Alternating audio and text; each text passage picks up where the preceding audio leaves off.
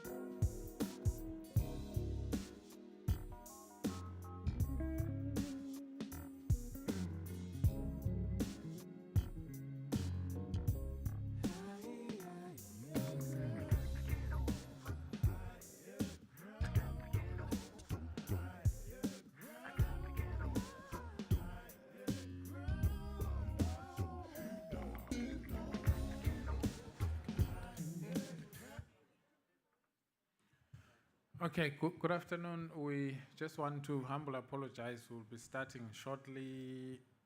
It's just that I think the traffic is delaying people, so we just apologize. There is water on the chairs and there's also some snacks at the back. You can just mingle and enjoy yourself.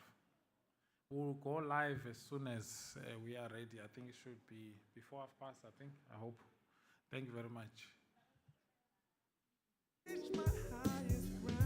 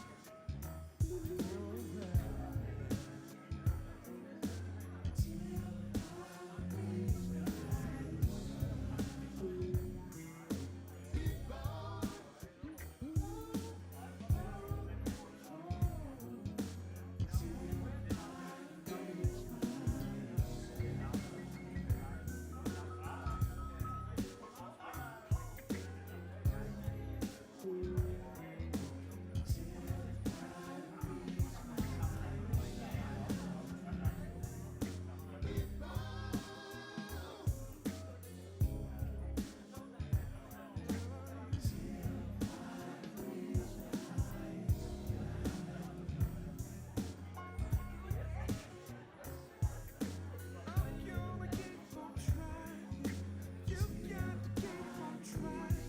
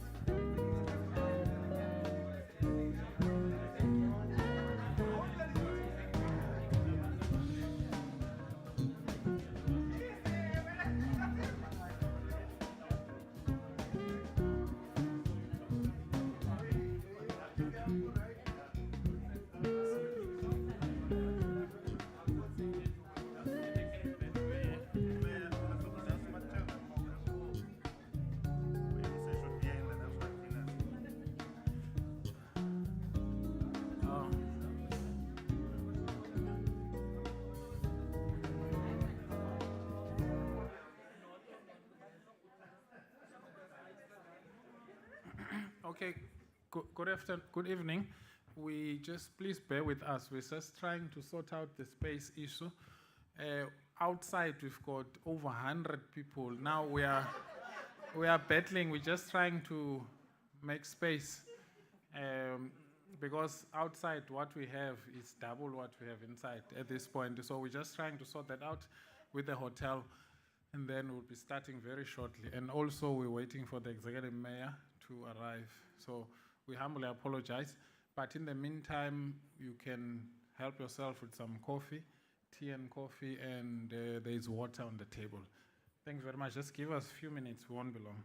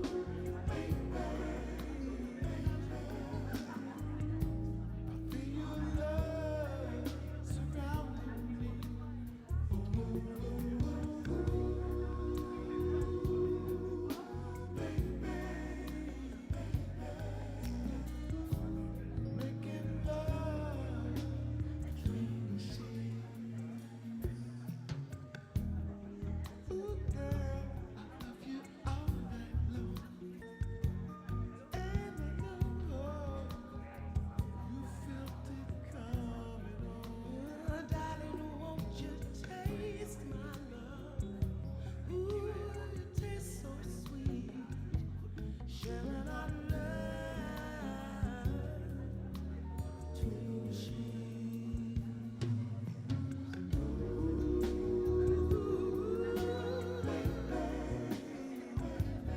I feel your love surrounding me.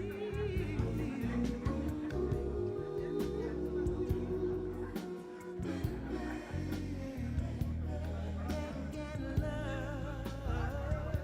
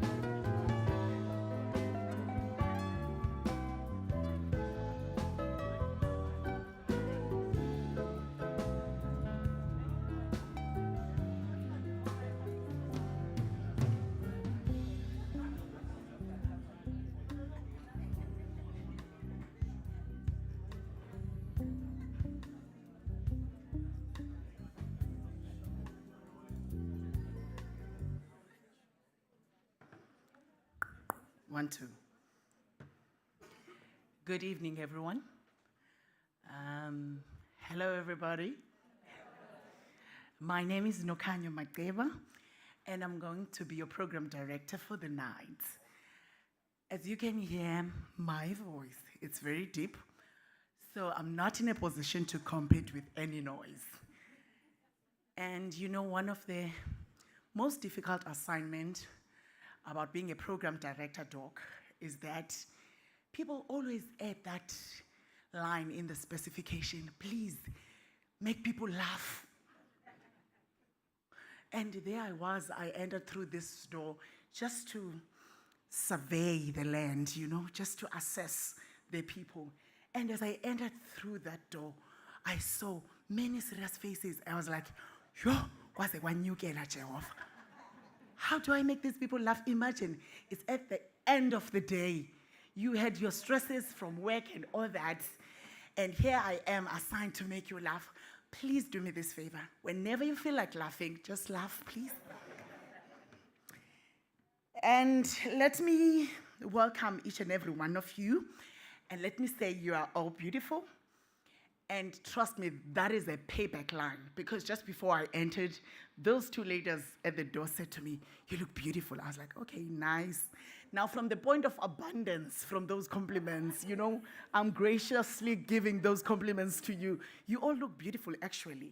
And come to think of it, you coming from work, some of you, and you look as kind of, never. I can see it. You stayed at home just to pamper yourself, you know. I get it. Good people, we're about to have a lovely time. And before I start with the program, the host, Dr. Mthembu, oh Lord, pardon me, Dr. Mthembu, yesterday it was his birthday. I won't go to details about what the wife did. Trust me, Wumandla, I said to him, give your wife a bells. She outdid herself, kakulu. And before we start anything, allow me to say, happy birthday to you. Happy birthday to you. Happy birthday, Dr. Mthembu. Happy birthday to you. Yip, yip. And Doc, indeed, that is us appreciating you. You know, whenever we're celebrating a birthday, we are taking a backward glance with a forward look. We are appreciating the gift of life that God has borrowed us as planet Earth. To have people who are not just here to finish oxygen. Trust me, it's not as harsh as it sounds. But kukhona abantu, they just come, they arrive in this world. All they do and excel in doing, they just eat and eat, and maybe ultimately they die. So that's what they do. But to have people who are trendsetters, people who are ready to start something from scratch, people who are moved by the calamities of other fellow humankind, that alone is something to be celebrated. So, Doc, I appreciate you, because what you did and no ma'am on this foundation, it's life-changing, and you're just a blessing to humankind. And that's the reason for life, hey? We're all here to glorify God and be a blessing to humankind. So let's make sure that in whatever we do, we check our steps and make sure that we are in alignment with that mandate. Glorify God and be a blessing with humankind. Now, in my program, fortunately, I'm the only one with a program, which is an added advantage to me as the program director. Because one of the challenges I was going to get, Doc, people would be like, that thing is not on the program. No, I'm the only one with the program. So it's only me and Doc who can maneuver and play around with the program. And I assure you, we do not have a very long program, but we have a life-changing program. I'm supposed to declare this meeting open, but I'm a Christian, pardon me on this one. Can we close our eyes in a word of prayer? Father in heaven, we thank you. We thank you for being such a good God to us. We thank you for the gift of life. We thank you that you charged your angels on our behalf to encompass us as we were traveling from home, from afar and near, until we got to this wonderful venue. Lord, we thank you for the life of Dr. Mthembu, one of the people who were moved by people's issues and was never relaxed and at ease when he saw others in need.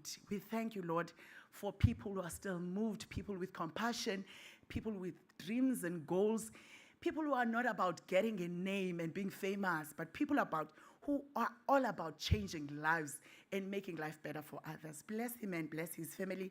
Bless this gathering. Lord, we know it will be useless and dangerous for us to start this gathering without you. That's why we solicit your holy presence. Come and tabernacle with us. In Jesus' name I pray, amen. Okay, the oracle of putting eyelashes. Now I was closing my eyes, now as I'm opening.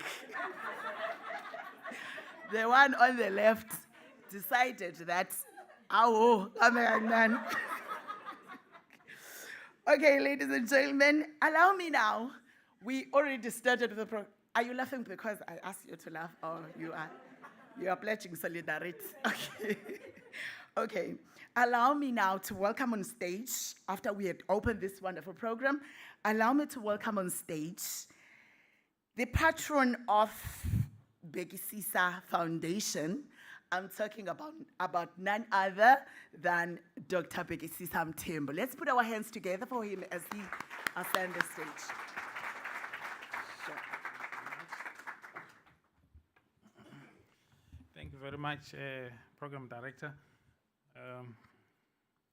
I was just mentioning earlier that we're trying to get some chairs because we had over 100 people outside, so which is double the number that we have here right now. But we have since arranged the overflow venue, which is also connected to this very same event as it progresses. So thank you very much for the patience. Also, perhaps it's important to just emphasize that when we look at the connection points, it's over 200 connection points. So connection all over the world. I will qualify the all over the world part. We have colleagues, ex-colleagues, schoolmates, classmates connected from Swaziland. We have colleagues, ex-classmates connected from Canada, and also those connected from UK, the people that we come a long way with. Excuse me. So it is very important that as we speak, my mother is also connected, and the rest of my family is also connected. So it's quite a very big occasion, and we thank you very much for taking time to be part of us this evening. So a very good evening to everyone, both in the audience and those connected from homes across the globe. My name is Bekisisa Mthembu. I'm the chairperson or patron of the foundation. Thank you all for coming out tonight after what has been a terrible week for marathoners. I must mention this. In the Eastern Cape or the border, we had the Real Gijima 50-kilometer ultra yesterday. And in Gauteng, we had the Omdedam 50-kilometer ultra. And in KZN, we had the Baldwin Sport Marathon, referred to as Deloitte, in Durban, 42 kilometers. So we were spoiled for choice. If you have a wife like mine, on your birthday, she'll make it easy and get you a marathon entry as a birthday present. So you must run there. While I was running yesterday in Durban, just before you pass Gateway, there was a song playing alongside the road. I don't know who sings it. I'm normally not good at that. But it was saying, if you want to be happy for the rest of your life, never make a pretty woman your wife. So yeah, I won't go further than that, but I actually stopped there and said, this is not true. But nonetheless, it is what it was. Also, as I proceed, let me acknowledge the presence of the organizations and people that have partnered with us and have witnessed the work of this foundation. The CHOC, which is the Childhood Cancer Foundation, is also a beneficiary, is represented, the ladies over there. So these are not ancestors, they are here.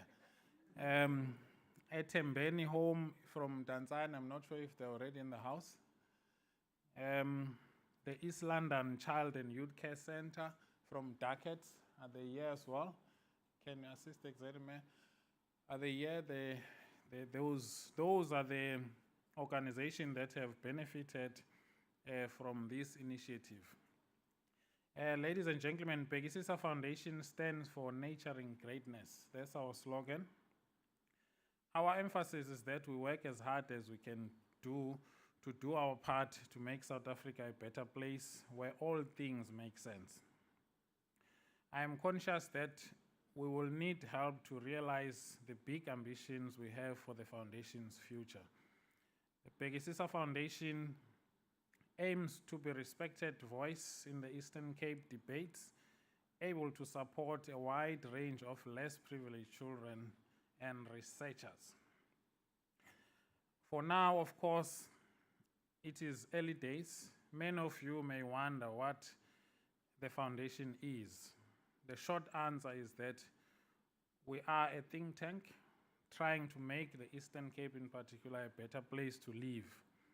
We do that by researching the problems we face and propose solutions. It is a goal we approach a renewed sense of agency. We will host events connected to these circumstances so that we can promote our perspective and learn from all of you. Practical ways you can help us include collaborating on these issues, co-hosting the events to discuss issues covered, and helping distribute our intentions to the intended beneficiaries. We have taken a decision to partner with the like-minded foundations or organizations in the space, the likes of Peggy Nestor Foundation, as you see over there. We have partnered with them, Shoe One Boxing Management, which the CEO or MD or host or what do you call? Something to that effect. But we share the same vision with these organizations we are announcing tonight. We'll be signing the MOUs, which is a Memorandum of Understanding. I know the examiner started looking at me when I say MOU. It's a Memorandum of Understanding, Sotolo. It doesn't like these abbreviations. We'll be signing them to ensure seamless planning and execution of these initiatives. Tonight is the inaugural lecture referred to as Leadership Conversations with Dr. Mthembu.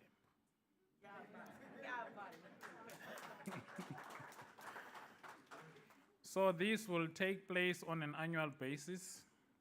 In all seriousness, while the foundation launches this inaugural lecture today, this is only the start. I ask each of you here today to work with the foundation to help us develop our communities. Please let us know what works, what does not, and what else you would like to see. We are grateful to individuals like Pat Baden who supported us create the website. It's up and running and kicking and strong and attractive. Please check it out. To finish it off, I would like to thank the CEO of the foundation, my wife, Mrs. Richard Mthembu, seated over there. Baie prachtig hier. And the staff that have volunteered to assist the foundation as administrators and project coordinators. Zwei I've not seen, Zwei is also in the foundation. Andy, where is Andy? Oh, Andy is you are Andy, here's your hand. And many more that have partnered and assisted and agreed to volunteer with to assist the foundation to succeed in this task. So thank you very much, and I look forward to working with all of you in this initiative. Thank you so much.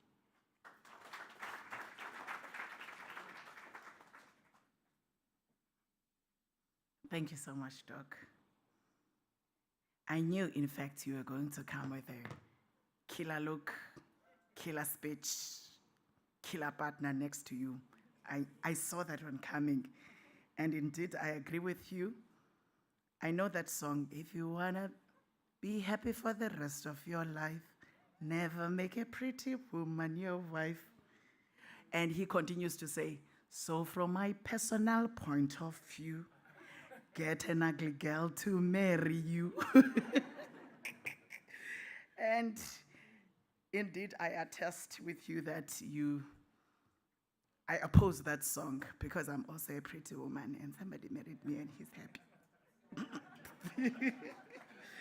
Now, ladies and gentlemen, allow me to welcome the executive mayor of Amatole, Councillor Nzangan. You know, Doc, as he entered, I'm reminded of the time. I'm going to share it. I know he might not like it, but I'm going to share it. There's something. We're talking about leadership. Ne? We're having that conversation about leadership. Before I say this, I'm going to give you two quotes. Then, before we go to our conversations, there were these elections that were coming. My mother was still alive then, and you know, door to door, most, ne? Door to door. So they were doing door to door, and comrade mayor happened to visit my home. Like, she went to my mother.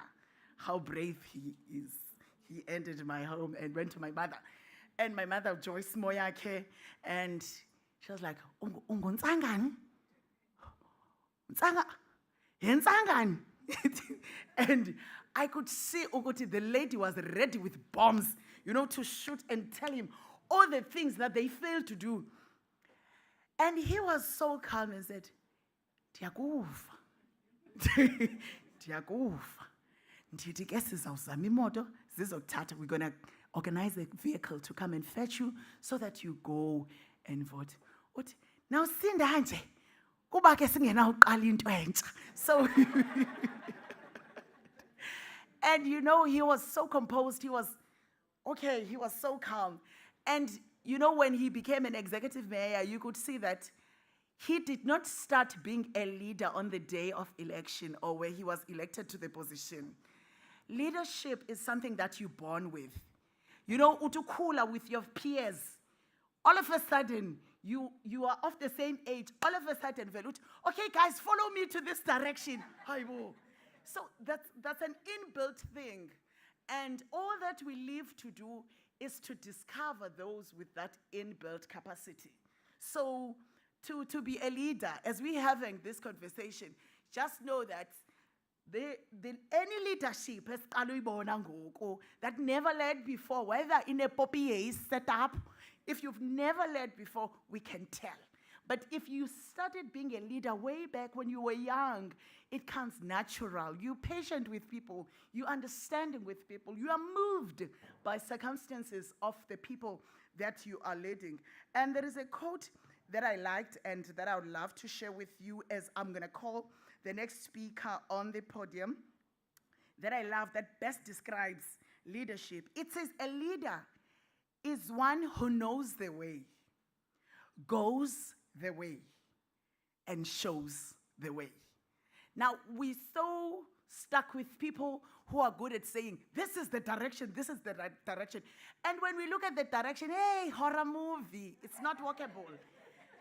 But when you meet a true leader, a person who knows the way, a person who has gone through that way, and a person who's now better positioned to say, now this is the way, because he has been there. He has seen it all, and he's moved by all of it. Okay, I'm not the main speaker of the night, so let me not bore you with all these quotes, but now and then, marketing strategy. You never know who's here. So that at least you see that I'm not only good at making people laugh, but I'm also of sound mind. Okay, good people. Allow me to invite us stage now. We're about to go to panel discussions now. You know, the gist of the matter. You know, the purpose of the day, if one could say. We're about to draw from that well of these leaders. So we're ready to experience it all. Allow me to invite on stage Dr. Mthembu, and she is from the Premier's office. Yes, she's from the office of the Premier. And good people, allow me to invite her on stage, and she's going to introduce her panel. I'm going to vanish. I'm going to come back later. You're not done with me yet. So she's going to come. Let's put our hands for Dr. Mthembu.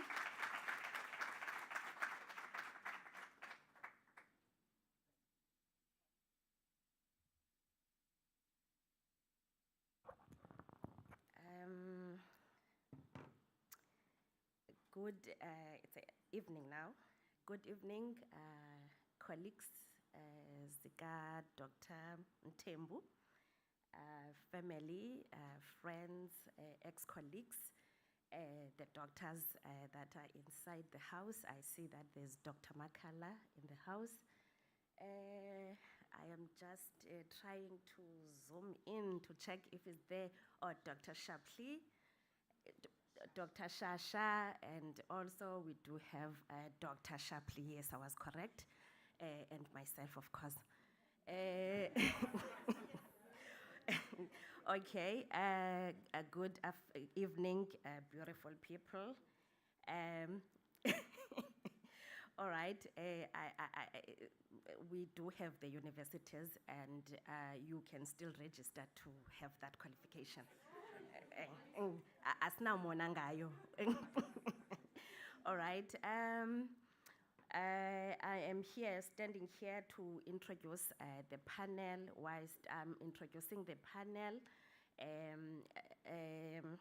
the candidate who can discuss and will just come and have a seat. We are talking again about leadership. So whilst you were trying to explain about the leadership, I was just thinking, sitting in that seat, trying to translate the leadership into the realities of our lives.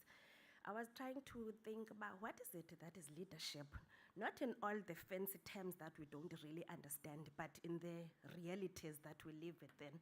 So I'm like, you can actually be a leader where you are sitting.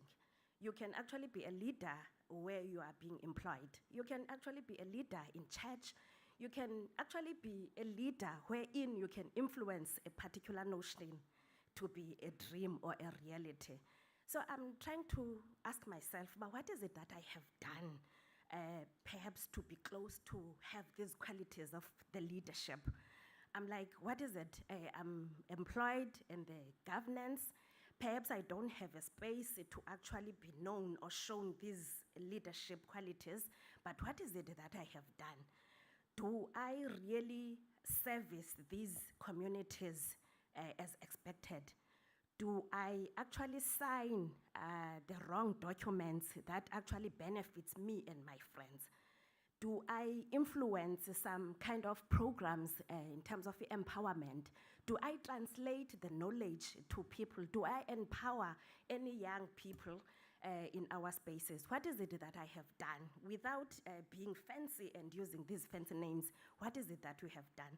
I think all of us, we have a responsibility to make sure that we do our part, because we have the space to actually do it. You don't have to be someone known, you just have to do those, have those leadership qualities so that we can have a better Eastern Cape, a better South Africa. I'm actually thinking, I like this guy, Warren Barris. I like when he actually described the leadership. He says, hey, he likes those guys in the rural areas. You see those Makleko in rural areas wherein you would come in a community to actually talk about this new program that we're coming with. Then go to no, if awukathethi nobani, go and talk nobani, tina siyavuma. Right tina with this particular program, but if awukathethi nobani, we call ke abo bantu banjalo abatata abapha ezilalini. There is nothing that actually can be done in terms of programs ezilalini ungekathethi nabo. We call them politburus. So I like those people. They are actually leaders because whatever they say, ay baba nabalandeli. noba it's injani that development, as long as certain families are agreeing with this notion, then people in the rural areas are fine. So there are those type of leaders, but I like him now, my version of leadership, the one that you can actually just create a space and just do the best, help a neighbor, help a church member, help a community member, use those platforms to actually practice those leadership style. So that's my perspective about leadership. Now I am going to introduce our panel members, our beautiful, it's beautiful ladies and handsome gentlemen. Are they not handsome? Whilst I'm trying to read, there are some profiles that Doc sent it to me, but there are the ones that Doc hasn't sent it to me. I'm not too sure why, but what is fun is that he actually sent me the one, Dr. Shapley. I'm not too sure it's because he's a doctor or why. So so I'm now going to introduce these topics because today, Dr. Mthembu, their birthdays are not just about cutting a cake. They are trying to make an impact. So it's one of the qualities of being a leader that let's benefit from this discussion that are going to be discussed here. I'm going to introduce the topics. It's beautiful topics. They are so nice. We can relate to them. We can have questions, poses questions around these topics. Let me read the profile. Executive Mayor from the ADM and introduce the topic. Okay, as I have said that its executive mayor is going to be the first speaker, or we are no longer talking about speakers now, we're talking about discussants, eh? Okay, it's executive mayor from Amatole District Municipality is going to take us through. The topic says, what do leaders need to do to encourage individuals to be contributors to the society and not to become social dependents on the state, with a particular focus on empowerment, mentorship, coaching, and education? How do these leaders instill these practices? That's our handsome executive mayor from Amatola District Municipality. Come on stage, sir, and take the set.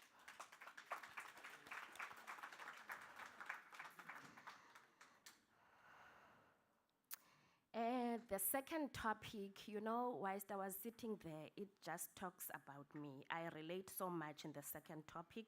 When you were creating this topic, I see that you have me in your mind. The topic, it says, can a child living in a poverty be extracted and developed to be a value to the society and become an achiever? Understanding poverty and its impact on individual pets by explaining the differences between rural and urban poverty of the mind, heart, and stomach. That's me. I remember, Doc, when I was going to Walter Sisulu, it was Border Technicon then.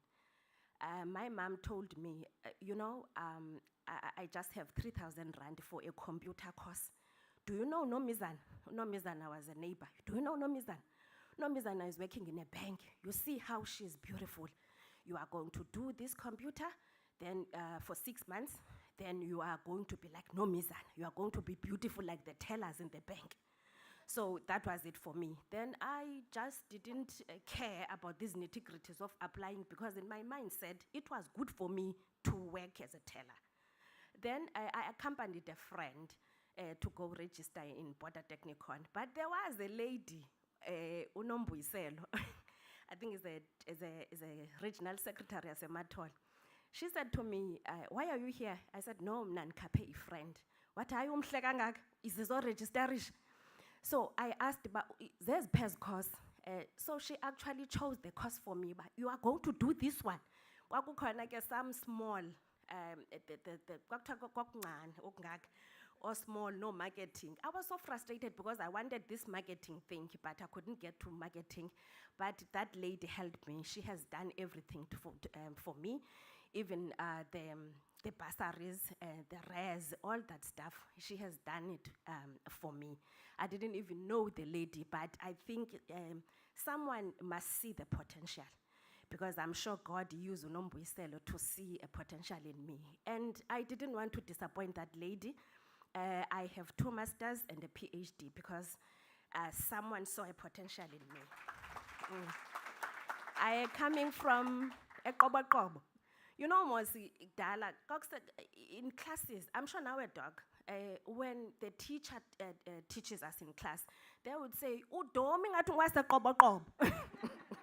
So I am from that small village, but I'm sure, you know what, it's really about not your background, but it's just what you make it possible within to improve and better your life. So this topic, I like this topic. It's going to be discussed by Dr. Gaster Shapley. I have a brief profile that is written here. The gentleman has quite a length experience in local government and also in governments. He has a PhD in public administration and also some other post degrees. And also he has worked in small businesses, has worked as a ward councillor, worked as a provincial manager, CEO of the Buffalo City Development Agents, city manager to Buffalo City Municipality, HOD Human Settlements, HOD to Public Works, now is the boss of his own. Let's welcome on stage Dr. Gaster Shapley.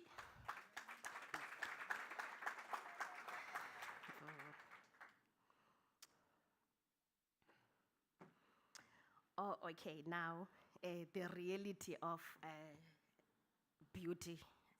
You know, you laughed when I was talking about the beauty and handsomeness, but I tell you, you are not going to laugh this time around.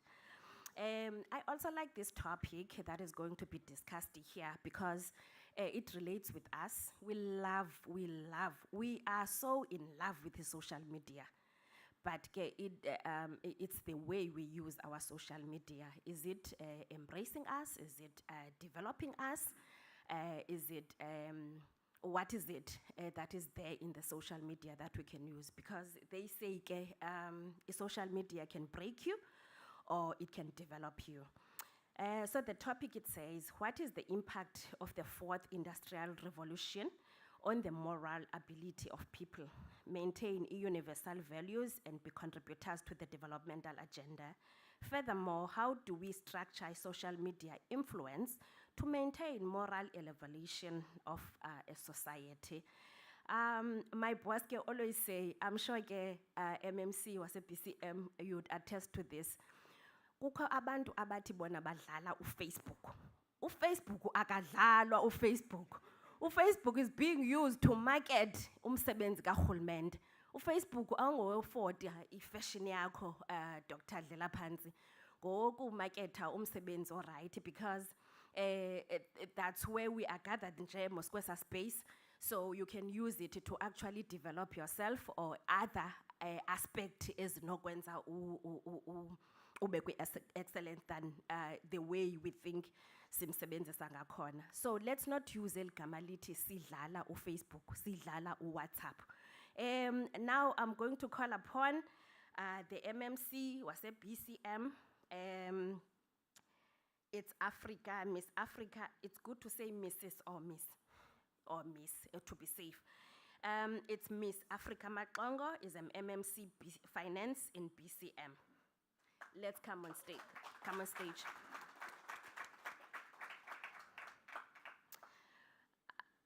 All right. The last topic for the day, for the night. This one, it's a bit difficult. You know what? It has been difficult, this topic. You know, when I was doing my first master's in NNMU, kwakuthethwa pha that kukhona some gentlemen back then, Fayola dog, the Fayola ones, our professor, ke xa ethetha ngoba Fayola, you'd relate, ingati it's someone you know, because uzawuthi kwakho amadoda. Ayesithi, the Fayola guys, the Max Weber guys, these guys were discussing the politics. How do you use the politics to influence the developmental programs, or to set the tone or set the agenda for its development? So there was a discussion that let's exclude the politics into the administration. Some other men were disputing that and say you can't separate these two. Because if you want to separate, it means all our councillors and others who are in that space were supposed to be there in the branch and not come to the space we are actually working in. So there was that lengthy discussion, but I'm glad that eventually there was a rule that says let's not separate the politics from the administration, because these people are playing a different role. Others are playing a role of oversighting, then the others are playing a role of actually translating this good vision from our manifestos to actually be the dream or the realities. Are we there? That's the question that we want to ask. Our MMC, a beautiful MMC, is going to take us through that the influence of politics on the choices individuals make in relation to being responsible, productive, and self-reliant. How do we build a society to place politics as an enabler and self-reliance to contributors and not beneficiaries? That's the last speaker. And now we are given 2 hours for the discussions and the questions. We are going to start with the first question. Let me just remind you about the first question, first discussion that is going to be discussed by our executive mayor. What do leaders need to do to encourage individuals to be contributors to the society and not to become social dependents on the state, with a particular focus on empowerment, mentorship, coaching, education? How do leaders instill these practices? So now I'm going to hand over to our speaker. Thank you, sir. You may take the podium.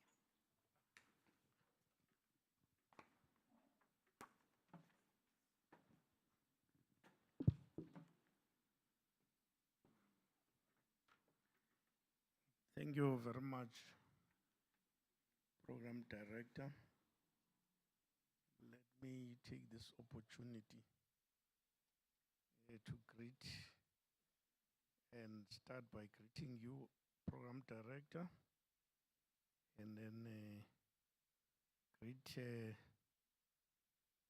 Honorable Mayoral Committee member from PCM, and Dr. Shapley. Let me also greet my MM. Let me say everybody here present, because I will not be able to know all of you. In fact, it will be invidious to single you out as individuals.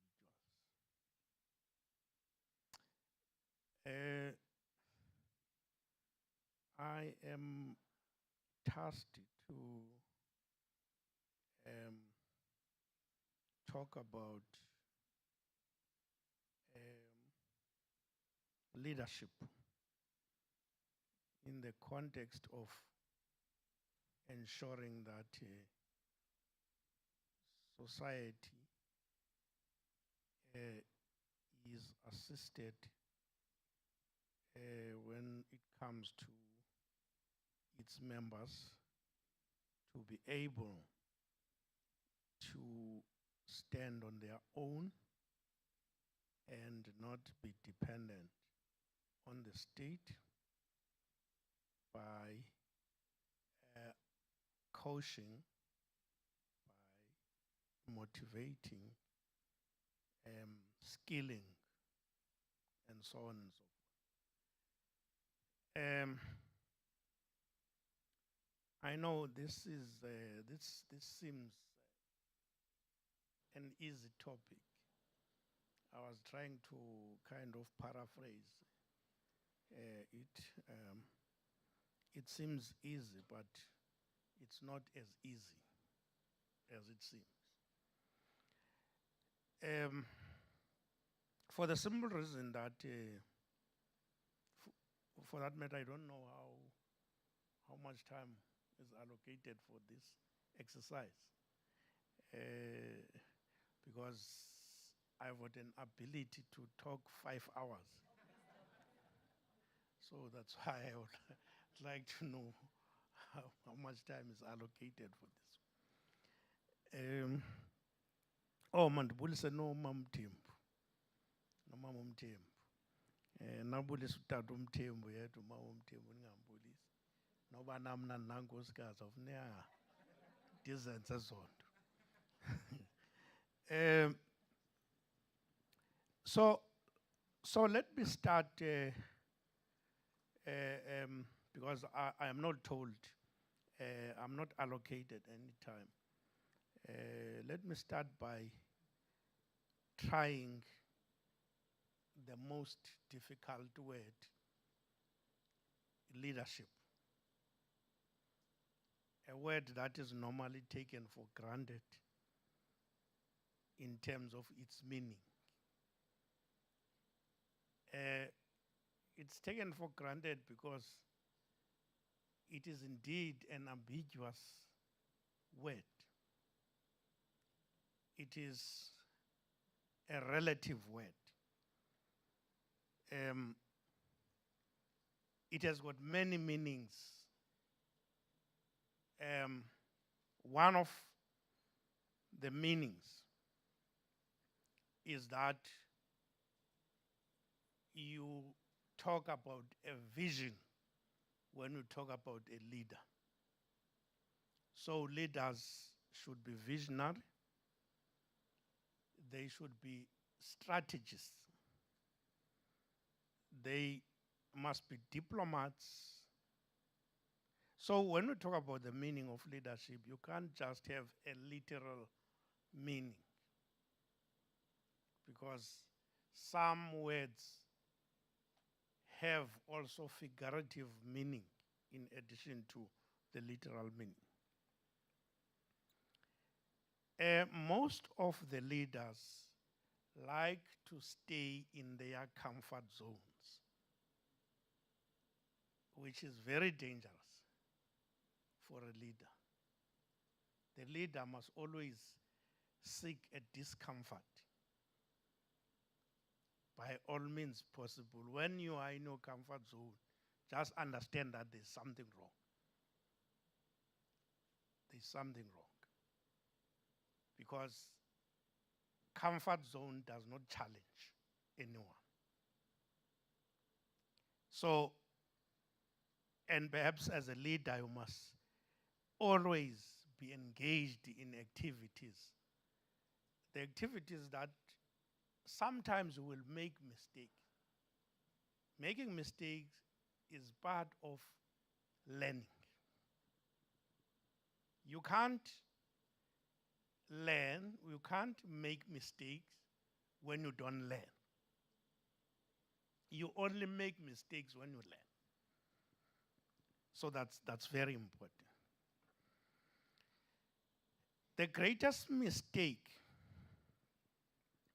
for any leader is to allow somebody else to make a mistake for you. Because in the majority of cases, you will notice that most leaders fall because of the mistakes made by other people for them, not by themselves. It's something that we need to understand and find a way out. So how do we navigate the topic, the actual topic? The most important things that we need to do in ensuring that we develop a community that is not dependent, to dismantle a dependency syndrome and instill or impart a skill that would assist the communities to do things on their own in a manner that would develop that community. How do you go about doing that? The most important tenet of the society is the economy, and there is a village economy, there is a local economy, and how do we ensure that we encourage rural areas to develop their rural economy, their village economy, and we encourage urban areas to also develop their local economy. There are many activities that can be done to that effect. For instance, rekindling culture in that particular society, as well as sport. Because sport unravel talents, and in so doing, those individuals will be able to stand on their own, will be able to fit in a society and in the market world. But if you fall short of doing that, you might end up having a society that is dependent on government, on the state. There are so many activities that the government do. For instance, there are programs like EPWP, CWP. If we can perhaps utilize those programs effectively, so that instead of you giving those individuals that stipend, you encourage them to grow vegetables using that stipend. You encourage them to recycle in those areas using that stipend, so that in the near future, they no longer even need that stipend, because that activity is income generating activity. So in so doing, you would say that those particular skills can assist those individuals to go places in terms of development. So without wasting a lot of your time, program director, it's important to contribute to the moral fabric of the society, because if you contribute to the moral fabric of the society, you would ensure that you instill and impart morals, because what is the actual challenge now is the scarcity of morals. It's a challenge that we face. I always say South Africa needs moral leaders like a dry land needs water. The leaders, that you can trust. The leaders that you can trust, without talking about political affiliation, but just leadership. Because I don't believe we're about that now, today. Unfortunately, this day is a day of a particular organization. It's so unfortunate that your birthday has to happen today when we were on the ground.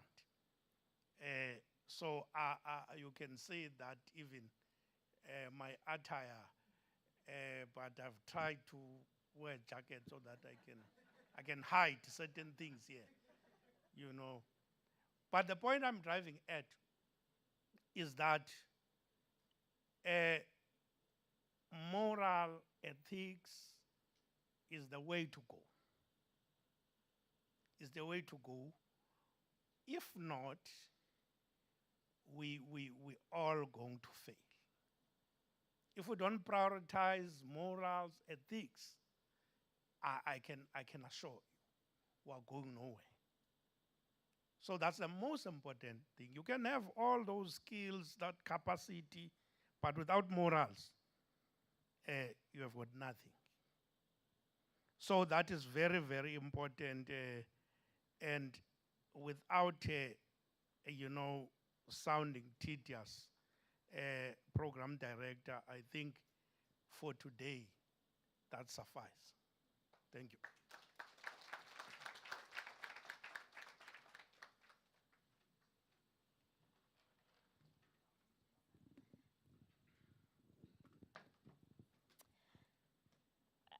Thank you so much, Executive Mayor. Now, I am not going to call upon you, sir.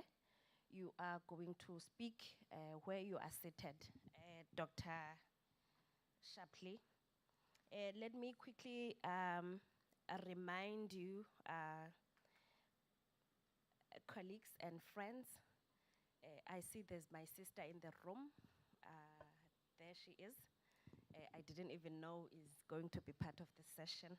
Let me quickly remind you about the next topic. It says, can a child living in a poverty be extracted and developed to be a value to the society and become an achiever, understanding poverty and its impact on individual pets by explaining the difference between rural and urban poverty of the mind, heart, and stomach. That's the topic. Over to you, sir. Thank you so much, Program Director. And also a happy birthday to Dr. Mthembu, who was running for his birthday yesterday. I also run marathons, Dr. Mthembu, in front of the TV watching you.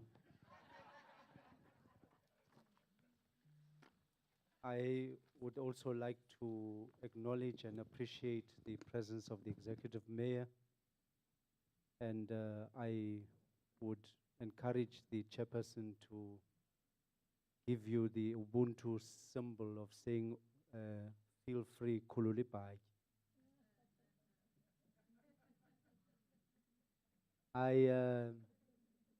Sikwazi uyibona upheleleyo. Someone said we have over 300 political parties going into this election. It shows you the vibrance of a democracy and willingness for people to step forward and say that I want to be involved. I last spoke on a panel relating to Dr. Mthembu, was his book launch in Queenstown. And I just want to honor and acknowledge the late Dr. Zuma, who shared that panel with us that day and who sadly passed on. And a bright mind, lots of energy within him. The topic that I've been given, I always ask, you get children that grow up in the same home, in the same community, in the same town, under the same circumstances, but they turn out completely differently. Some are super achievers, as you said, Program Director, that leaders start leading from small. Let's not forget that there's also leaders that lead negatively. Bakuthathe bakusemaweni, and xa ufika phaa kulahle apho ahamba jika aya endaweni yakhe. But how do we make sure that that leadership potential is done for good in children who are in difficult circumstances? Let us admit that when we grew up in poverty, we did not know that we were poor. I'm not sure if you have the same experience. I only realized that we were poor when I became an adult. Now, when you speak about poverty, there are, and the topic says poverty of the mind, poverty of the heart, and poverty of the stomach. These are three distinct poverties. Poverty of the stomach, indlala, to have no food.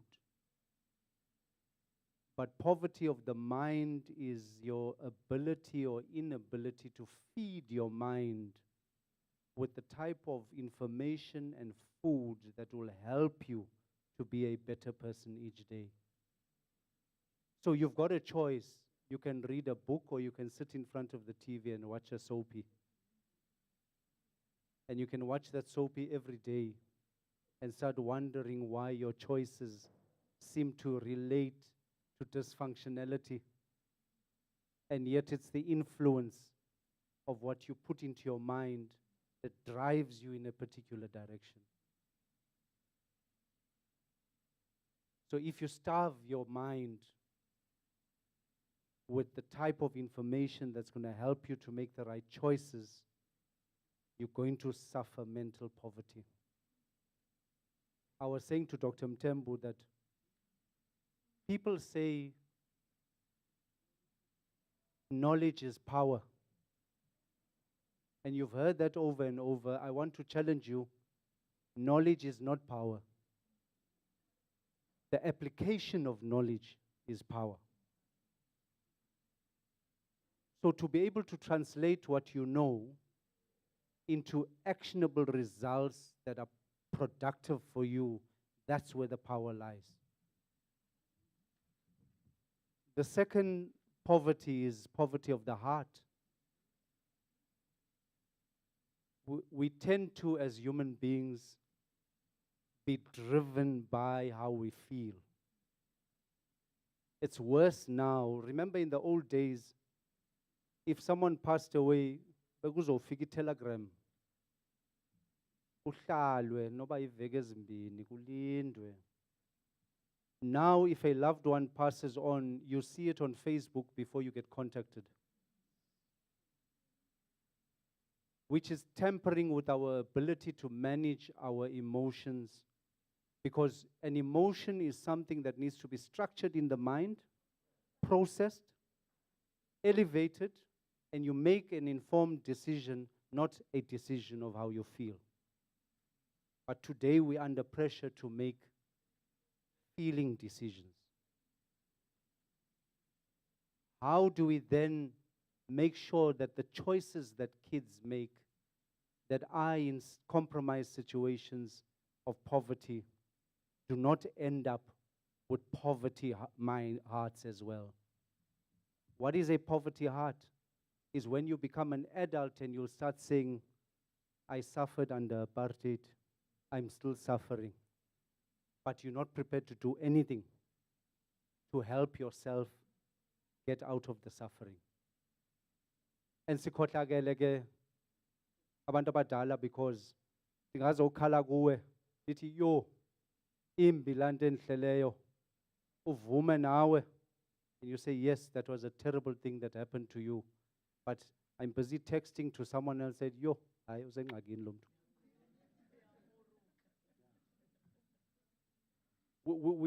We have the pressure. I was saying to colleagues that life is so difficult nowadays that nobody has the time or energy to listen to your problems. Deal with them. Rather be a solution for someone else's problems than to have an expectation of some of people solving your problems. So there's a saying I have with my friends, Simana City, when things are bad, clean up, boy. And the one day I sat with a group of friends and I started moaning sotolop about something that was a problem. And the one friend said, can you please go home? We are cafes. I'm only lelendli nako. Tina sizitshoma but sonwaba. Say things that are going to make us feel good about ourselves. Don't drag us into the negative energy that you're feeling in your heart and in your space. And the more we feed our hearts with positive energy, the more we're able to attract positive results for our hearts. Poverty, indlala.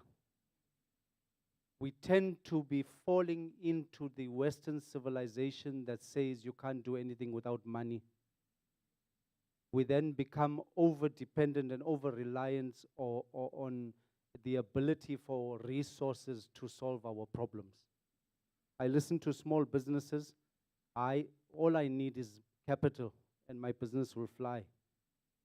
Believe me, when you get that capital, all you'll need is more capital for your business to fly.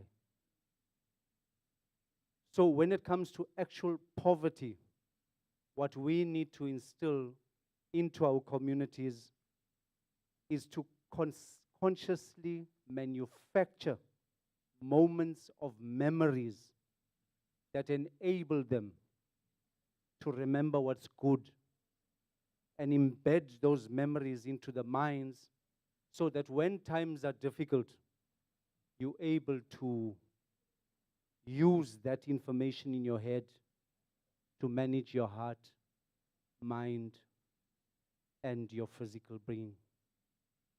I'm reminded when I was 14 years old sitting in prison, we used to have breakfast at 5:30 in the morning, and we used to have lunch at 11 o'clock.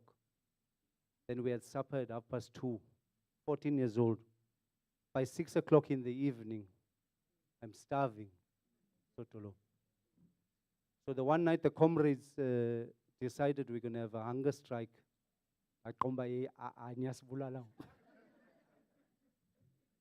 And we started hitting the plates against they don't give you spoons, hitting the plates against the wall to make a noise, to make a racket. But until you are able to understand the reason to want to be hungry for an outcome and a purpose and a driven purpose in your mind, you will not get out of any of those three poverties. You must then be able to want to be hungry for something to work in your life. And that poverty is the poverty and the journey of opportunity. Thank you.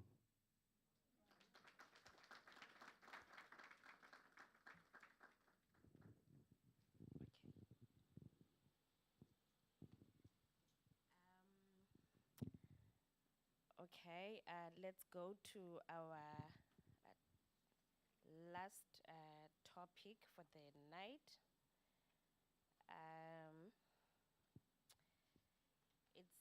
I'm just reminding you that it says, what is the impact of the fourth industrial revolution on the moral ability of people, maintain universal values, and be contributors to the developmental agenda?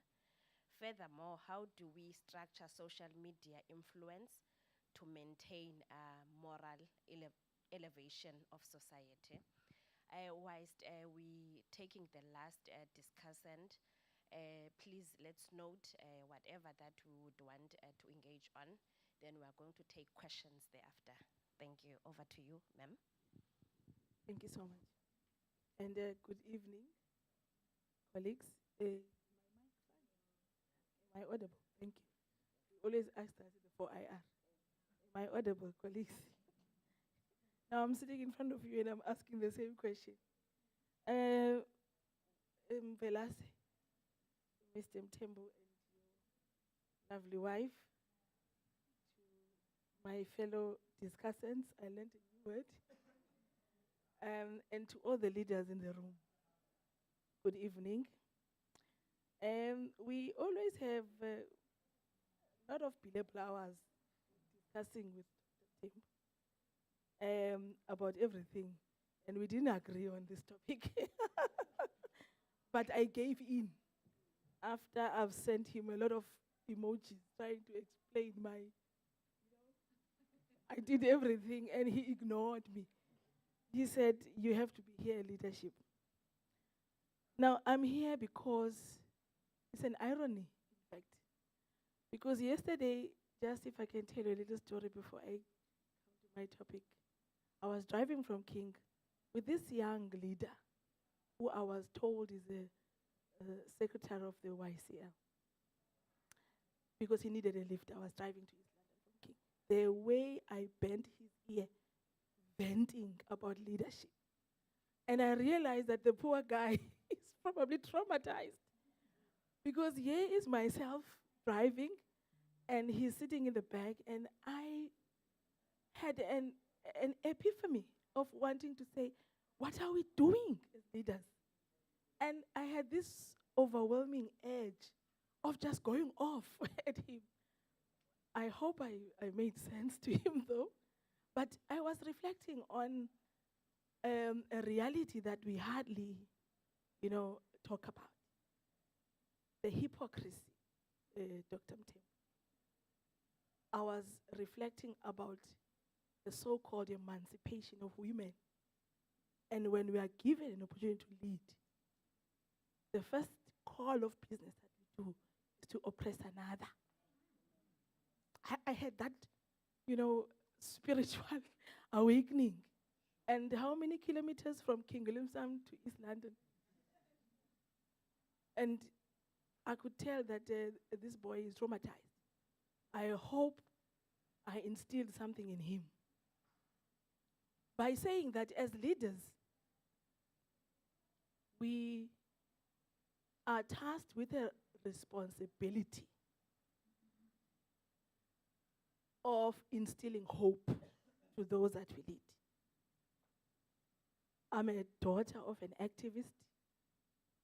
I was there by my mom's side when she was in the trenches. She led at a time, EM, when it was not fashionable to lead. In fact, if you wanted to be poor, be a leader at the time. You run the risk of poverty with your family, of being tortured and probably murdered at the time. When I read of the TRC testimonies, when she went to the TRC, I cry every time I drop the thing. I can't finish reading it because of the horror. Imagine your mother being put a water pipe down her nose and then water be opened for her to tell those underground secret operatives. But what made me happy on the stories, though horrific for me to read, was the fact that in the end, she never gave in. And some colleagues of hers say, there were many men, Sotolo, there were many men who gave in. So hers is a story of resilience. And then there was me, growing up in that environment. Hence, I was saying to this boy, what I will never be able to do as an activist myself is to keep quiet. Power comes with a lot of hatred. Because when you enter a room and you are young, I'm sure you've experienced that many times. You've got half of the room intimidated. You've got half of the room happy that there is next layer of leadership. But as women, before I even talk to social media and how it influences us as leaders, and how it impacts, that's the topic, and influence developmental agenda. It's time for us to look at ourselves. We stand on podiums, we quote Charlotte Maxeke, as you go up, bring somebody with you. And yet I want to be the only bell in the room. I don't want any other woman as strong as yourself next to me. Thanks to the Premier who understands that strong leadership doesn't mean weak leader. Strong support makes you an even better leader. I just hope people would understand that. Jam, this poor boy, I hope I had influenced him. I was upset. I eventually said to him, look, never mind, I'm going to write an opinion piece because I need to tell out this hypocrisy that is going on. I know I'm a big bearer of bad news. I'm sorry, colleagues, but I'm a realist.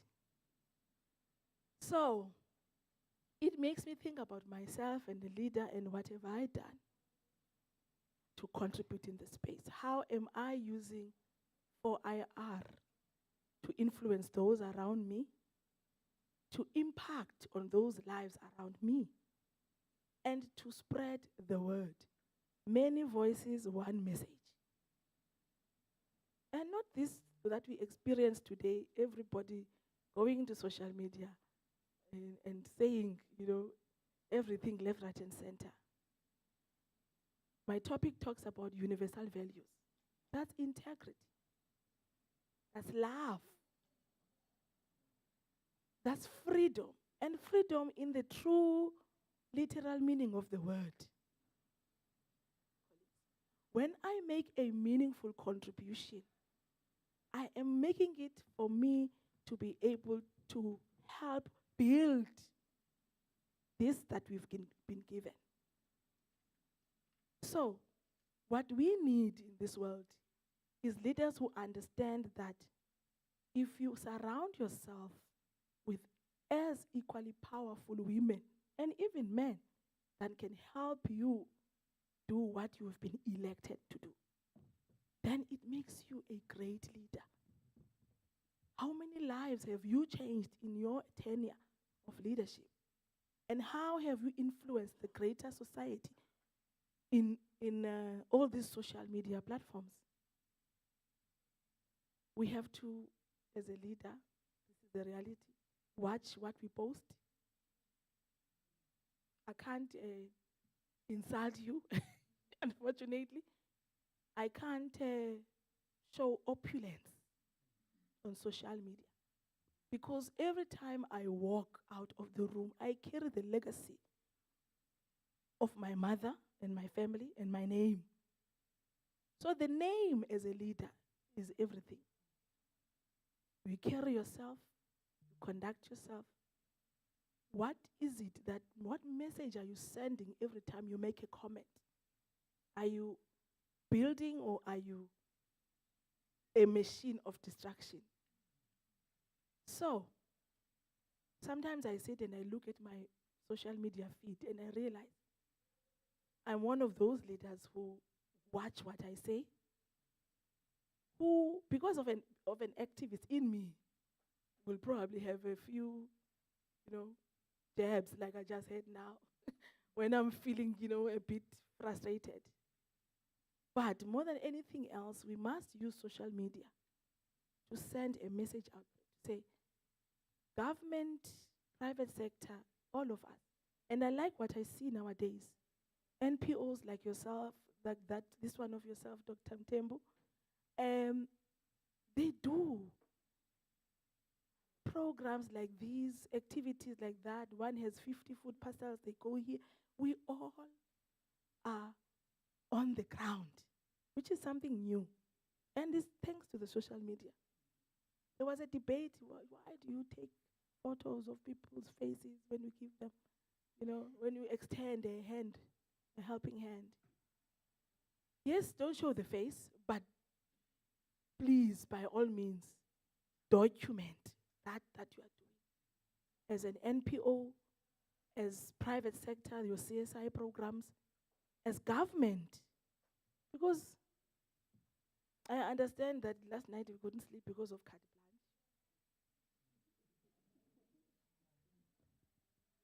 blanche. But there is also a good story to tell that government has done.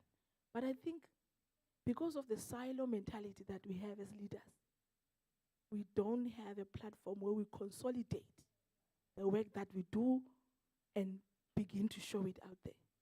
I want to be Makongo. Even if I go and I want to be seen as myself. Kanti isiXhosa okanye iBhayibhile ithi makunciphe mna manciphe kwande imandate le uyinikweyo. Am I able to translate that in English? I don't think so. Yeah, but that's what we must do as leaders. Of course, at the back of your mind every day is that with my words, am I building or am I, pulling people down?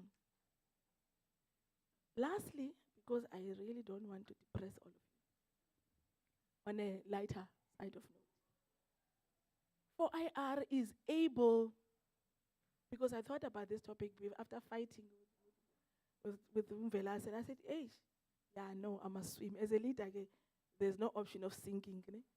It's swim all the way. So when I think about this, and I said, I saw how 4IR has touched the life of a child in the rural areas. Access to information. I've seen how it enabled a child with an iPad to be able to tell their story. I've got it's no longer 6 now. I had a 6-year-old little sister of mine who was diagnosed at a young age with type 2 diabetes. And she was 6. She's now, I think, 34. Well, I never keep up with the age of these kids. Oh, cousins and aunts. So she's an old woman, but she's a young adult, 30-something. But my point is that she had nowhere to go, having to deal with a chronic illness at a young age. At the time, there was no 4IR, all right? So she went into the adolescent stage, she went into the teenage years, experienced all sorts of things, regret, dating, with a chronic illness, and all of those things. Lam Jojo of injecting yourself, kodwa uyapata with friends, sleepovers and stuff. So then I gave her an iPad. That's how 4IR is powerful. And I said, if you are sitting in a hospital bed, because she would spend half of the year there, every year. That's how bad diabetes is when it's long been in your system, the complications. So she would start now writing on the iPad her thoughts. And I said to her, because I also established, and we've talked about it with Dr Mthembu, and a foundation in honor of my late mother. It was the only way to deal with grief. And I guess the overwhelming reception I got to say, hey, she multiplied. Her work is not done. So through the foundation, I then do those humanitarian projects. Well, that was before I became MMC Finance. Now, my day, I've got 24-hour days. But what I want to say is that through 4IR, she doesn't feel alone anymore. She dots down her thoughts. She shares a piece with me. When I have time, we'll read and we discuss it. And I ask her to say, you must visit hospitals now. Start spreading the word. So 4IR is a friend in need. Social media is a friend when no one else is around. So that you don't feel suffocated and commit suicide. So let's continue using social media, but let's mind our thoughts. Can be toxic, but as leaders, we have a responsibility to drive a positive narrative. Acknowledge wrongs that we've done as government, yes. Tell the truth and be realistic about the turnaround times when you've promised someone, for crying out loud, when you say you are coming back, come back, Sotolo. With those few words, I hope I sparked some kind of a thought or debate on this one. That as a young woman in leadership in a world full of testosterone,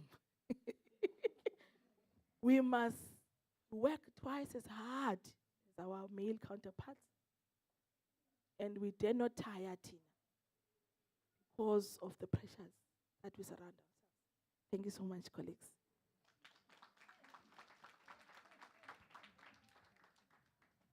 Okay, I think let's again have standing ovation for our discussion.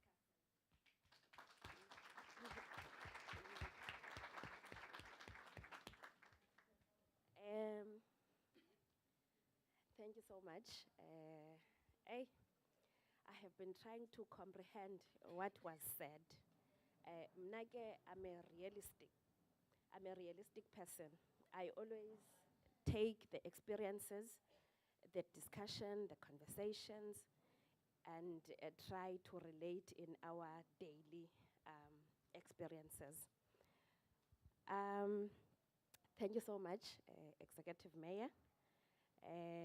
You gave me the food for thought, even this platform. You made mention a critical aspect about economy. How do we make sure that imali yethu revolve around? You say it starts in a village wherein we support each other. Omnye uthengisa amaqanda, omnye uthengisa inkukhu, omnye uthengisa umbona wofeeder, omnye uthintini. So our economy starts to grow apha kwi-village before it goes to urban areas. You mentioned something very good about the moral and ethical leaders, that it just evoked some feelings and some thoughts in me that, hey, you know, there are some people that I'm supervising. There are some other aspects that when I'm into patronage and stuff. So I'm trying to think about me, but hey, I wonder, what type of a leader am I? From what you've just said, but no, I'm not that bad. I'm not that bad. It's very seldom that you get moral leaders in our generation and in the space that we're living in. I think it's mostly being influenced by that aspect, butetengayo, politics of the stomach, wherein if you see this generation that's supposedly to teach us to be good leaders, that has morals, ethical, but there is no transfer skill that we can use, and in the next generation that we have better leaders. Because if you see Osis Africa and driving these Ferraris and nice stuff, because ingathi ngoku, that's what esiyikhokhelisayo before we actually serve our communities. Sifuna this kind of nice life. Then you come to think into, I wonder the next generation that is coming after Osis Africa is about generation enjani, because they learning from their old sisters that the first thing is to enrich yourself. So what kind of leaders are we? What kind of leaders are we? Are we the leaders of enriching ourselves, or are we really leaders where we can actually impact to other people's life and make a difference? What type of leaders are we? What kind of message are we sending across to the upcoming leaders? Because if you're actually enriching yourself, but I so that kude kuthiwa khandinikeni term so that so that the next other term ndisebenzela abantu. So what type of leaders are we? No, if we don't talk about these things and we don't talk in platforms like this, I don't think we are moving or we are being developmental. Let's talk about these issues. What kind of leaders are we?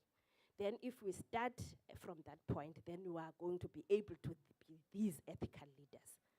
So that's a message from you, because we said we are leaders, not only ebuhulumendeni, but we are leaders in our villages, we are leaders in church, we are leaders wherever that we go.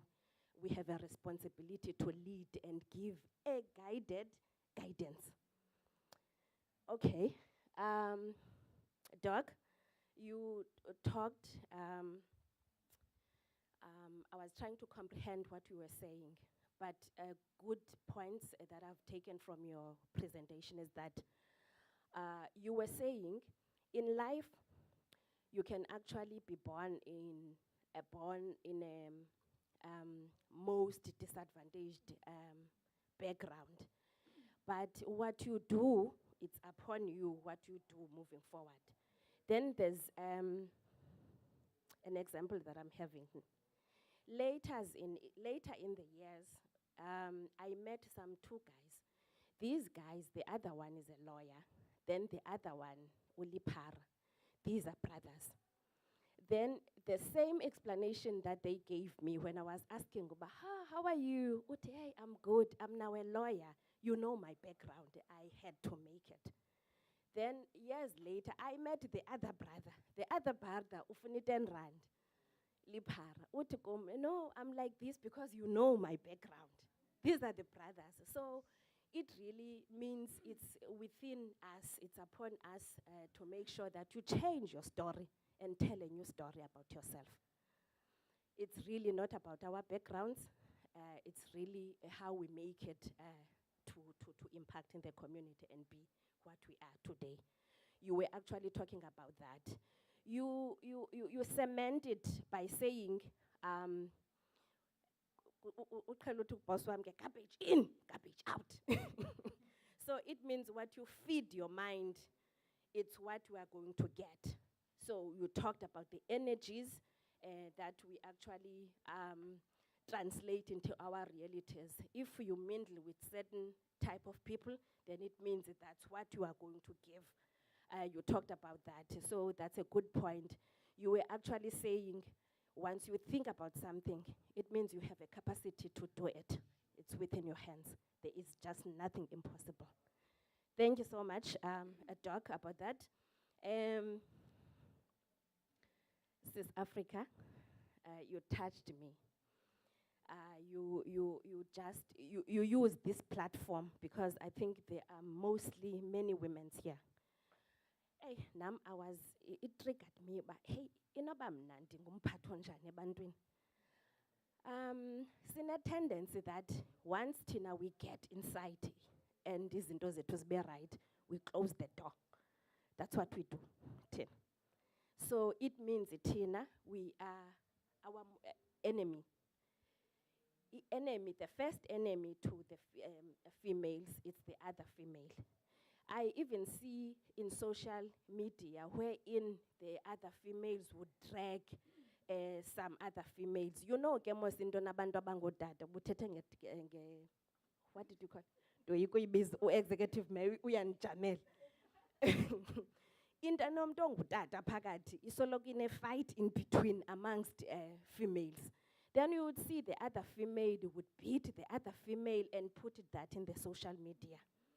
So then uzawufumana ke the followers and the audience. Then you come to think about, hey, I wonder why we are doing this. Because you're supposed to be dealing with your own men, not to the poor woman. But sometimes we are not married. These guys, Abo Big, they are saying they are not married. Or they are married, but they don't love their wives. Then we're holding on. We're holding on, knowing that, no, he is actually in love with me. So then there's Mrs. Mthembu. Mrs. Mthembu actually is happily married. It's you who are being played by this handsome doctor here. So, but the point that I'm trying to get is that we are really fighting each other as the females. We are really enemies to other females. And once we get into a position of leadership, yo haike, ungathi supervise a female, noba unxibe kakuhle iyam-intimidator, noba wenze ntoni iyam-intimidator. I so hope we can grow into that and be better leaders and better managers. And also, it's about this mandate you talked about, rather than being Vuyo as myself. Thank you so much to our discussant. I'm now going to hand over to you, colleagues, friends, to just reflect or comment on what has been discussed here by our beautiful speakers. I'll just take perhaps 2 hands from this side, 2 hands from this side, 2 hands from this side quickly, and 2 hands from this side. Any reflections? It's just a nice environment wherein you can just stand up and just talk on what has been discussed, because we are also learning as we are here, and we're taking notes that when we're at home, we are going to practice whatever that has been discussed here. It can be any question or a comment. So I'm going to start this side and say 1, 2, 3, 4, 5, 6, 7, 8. All right. I see you are number 1. Is there any number 2 here? No one wants to comment? All right. This side, is there any number 2 that we can get from this side? Comment, question, concerns. And also someone who would say, no, starting from today, I'm changing my ways. I'm going to be the best leader from the experience or from the discussion that we made here. Is there anything, someone from this row? Okay. My bena you row nogo. Okay. That's number 2. That's number 2. I was starting to be disappointed. I was starting to be disappointed that you are not talking. You know, Mostinoba, we meet in certain places, in places of academics, but you always emerge in those places. Okay, let me take number 3 from this row. Comments, questions? Yes, that's number 1, number 2, number 3. We also have a candidate, Peggy. We are multiplying in this discipline. We have a candidate, a doctor here, Mr. Mshombela, is going to invite us soon, is going to contribute in the body knowledge. We are happy to have such people, because Tina, Jeba kuthiwa amaZulu are gaining someone xa kukho umuntu osindiswayo. Tina, we are always happy when there's someone who are pursuing their PhD study, because we have a responsibility to make sure that we bring this knowledge, so that even if we are not here, we are no longer here, at least sishiya umzila. We get number 1, number 2, number 3. Let's get number 4. Comments? Number 4, yes. Number 4, number 5. Thank you so much. I'm starting with you, number 1. Thank you. What a title, number 1. I like that one. I like that one. Yeah. Yeah. No. Good evening, Vuyo, and also to the discussants, and also to the audience that is here. My name is Akona Majobeni. I'm just an attendee here.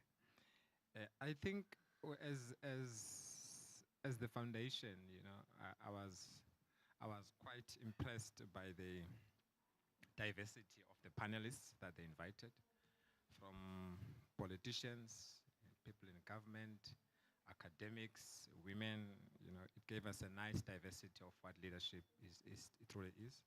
And whilst we may want to focus it mainly on politics, but leadership goes beyond politics. And with the conversations that came, I think I was reminded by the song Mike and the Mechanics, In the Living Years, And to get to where we are, we have been led.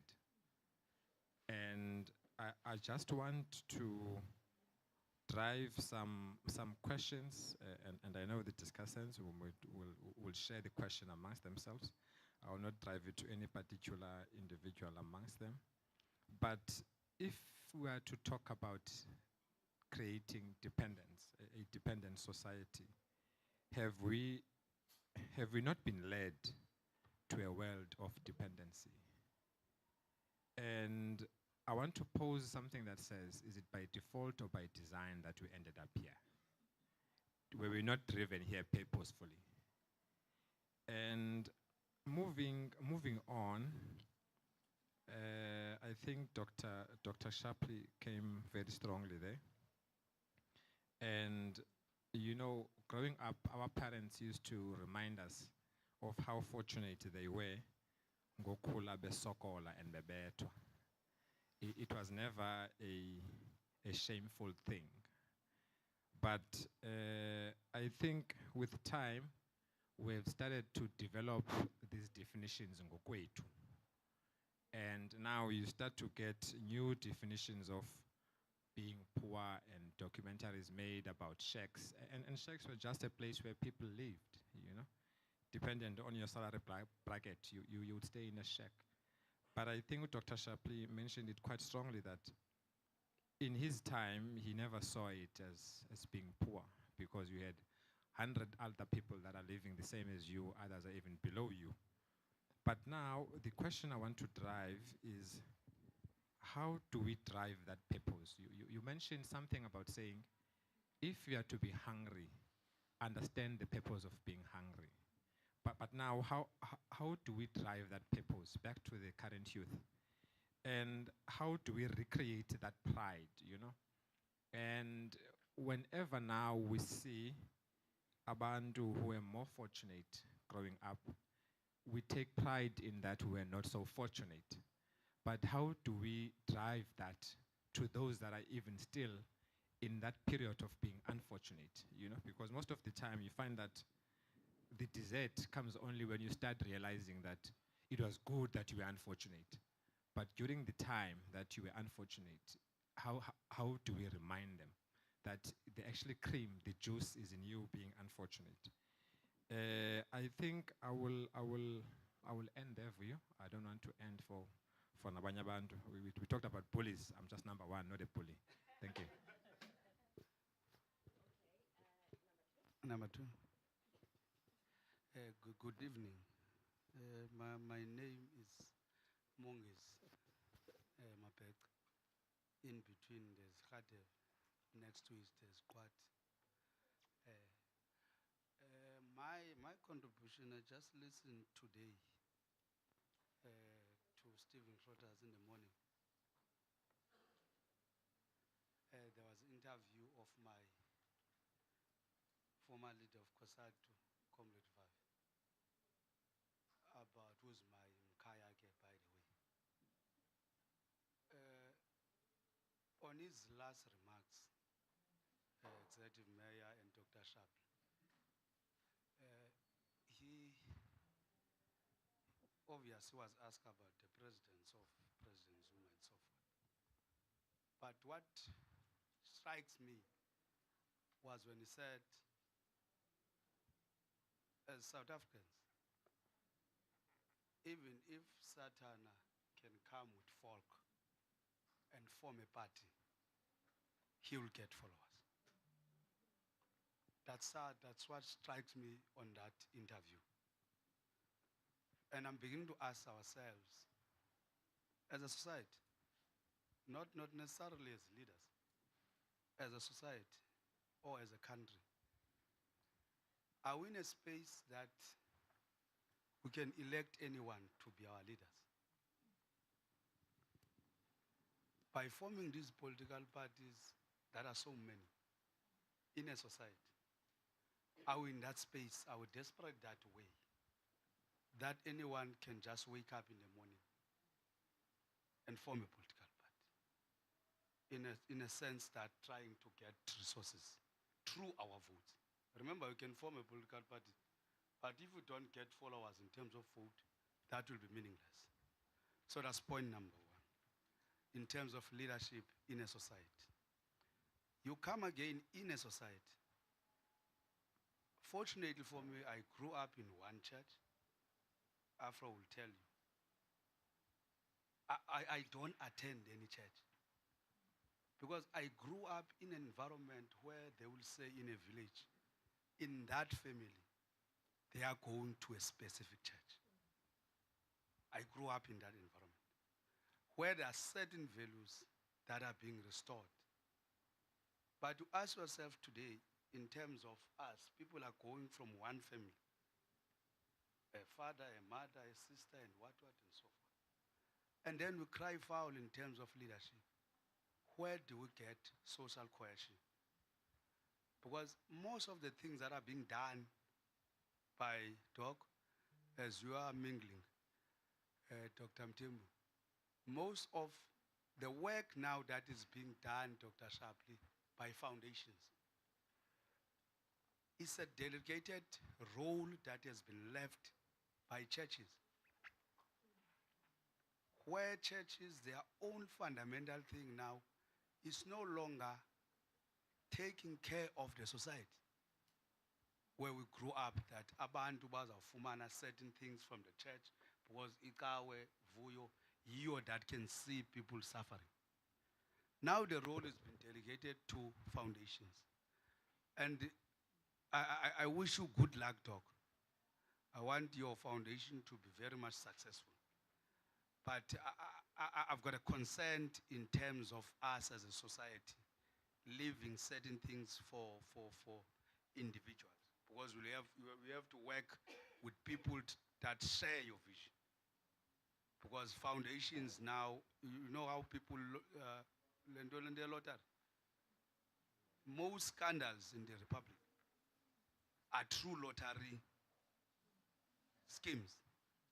And those things were done for the benefit of the poor.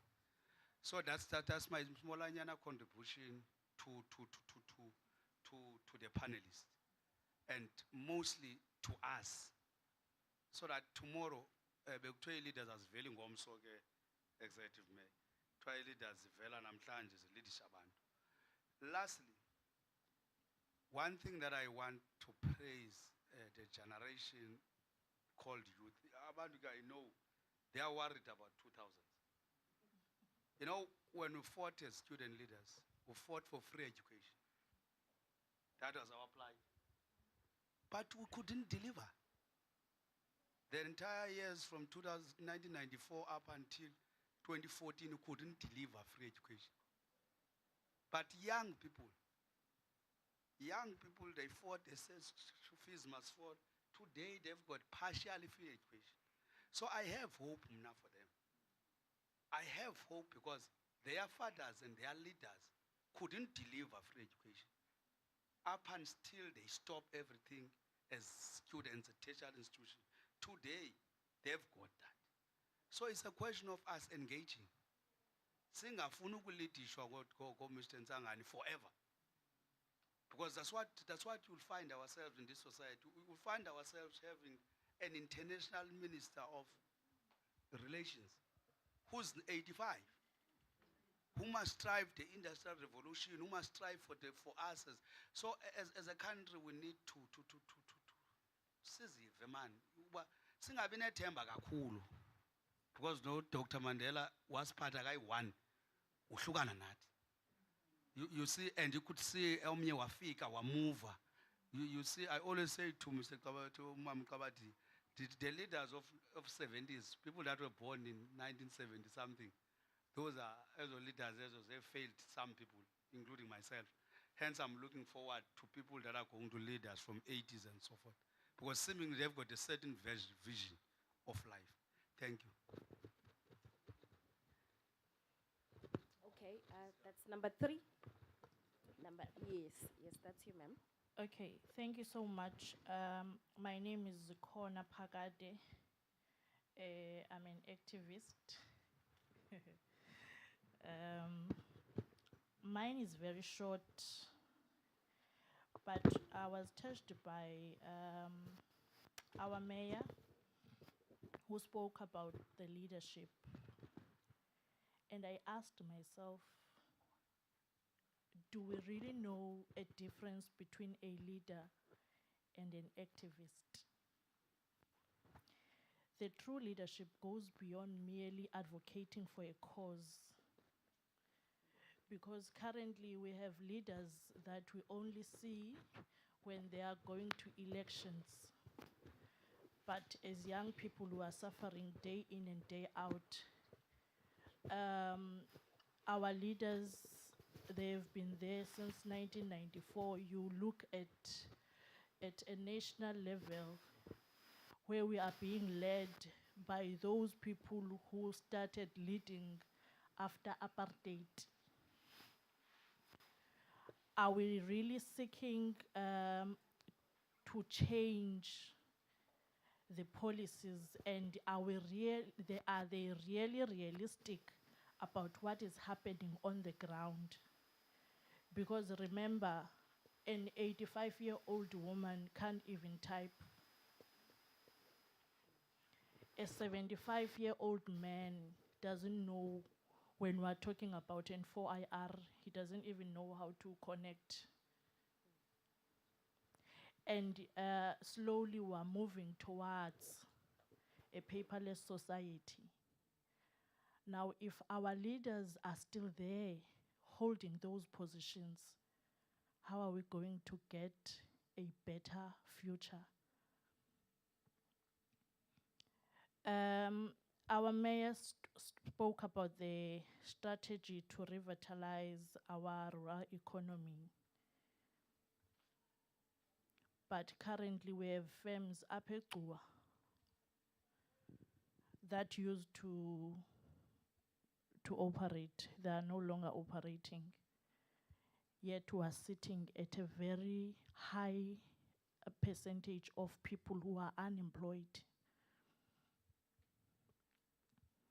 Government is talking about the sustainability of programs that he is bringing to people. You know, people day in and day out, they are opening co-ops.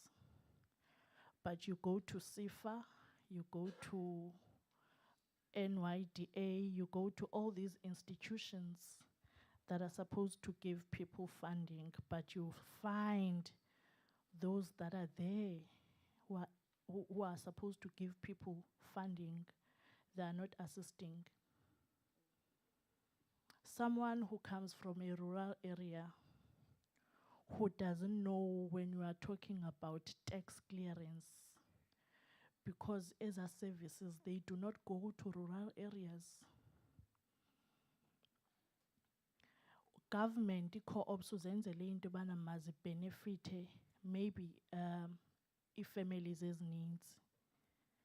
But in the very same institutions, you find red flags where people give out the funding to those that they like. If your surname is not popular, you won't get anything.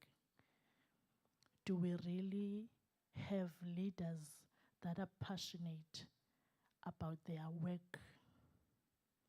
You know, leaders are born, they are not elected. If we really go there to those leadership positions because we want to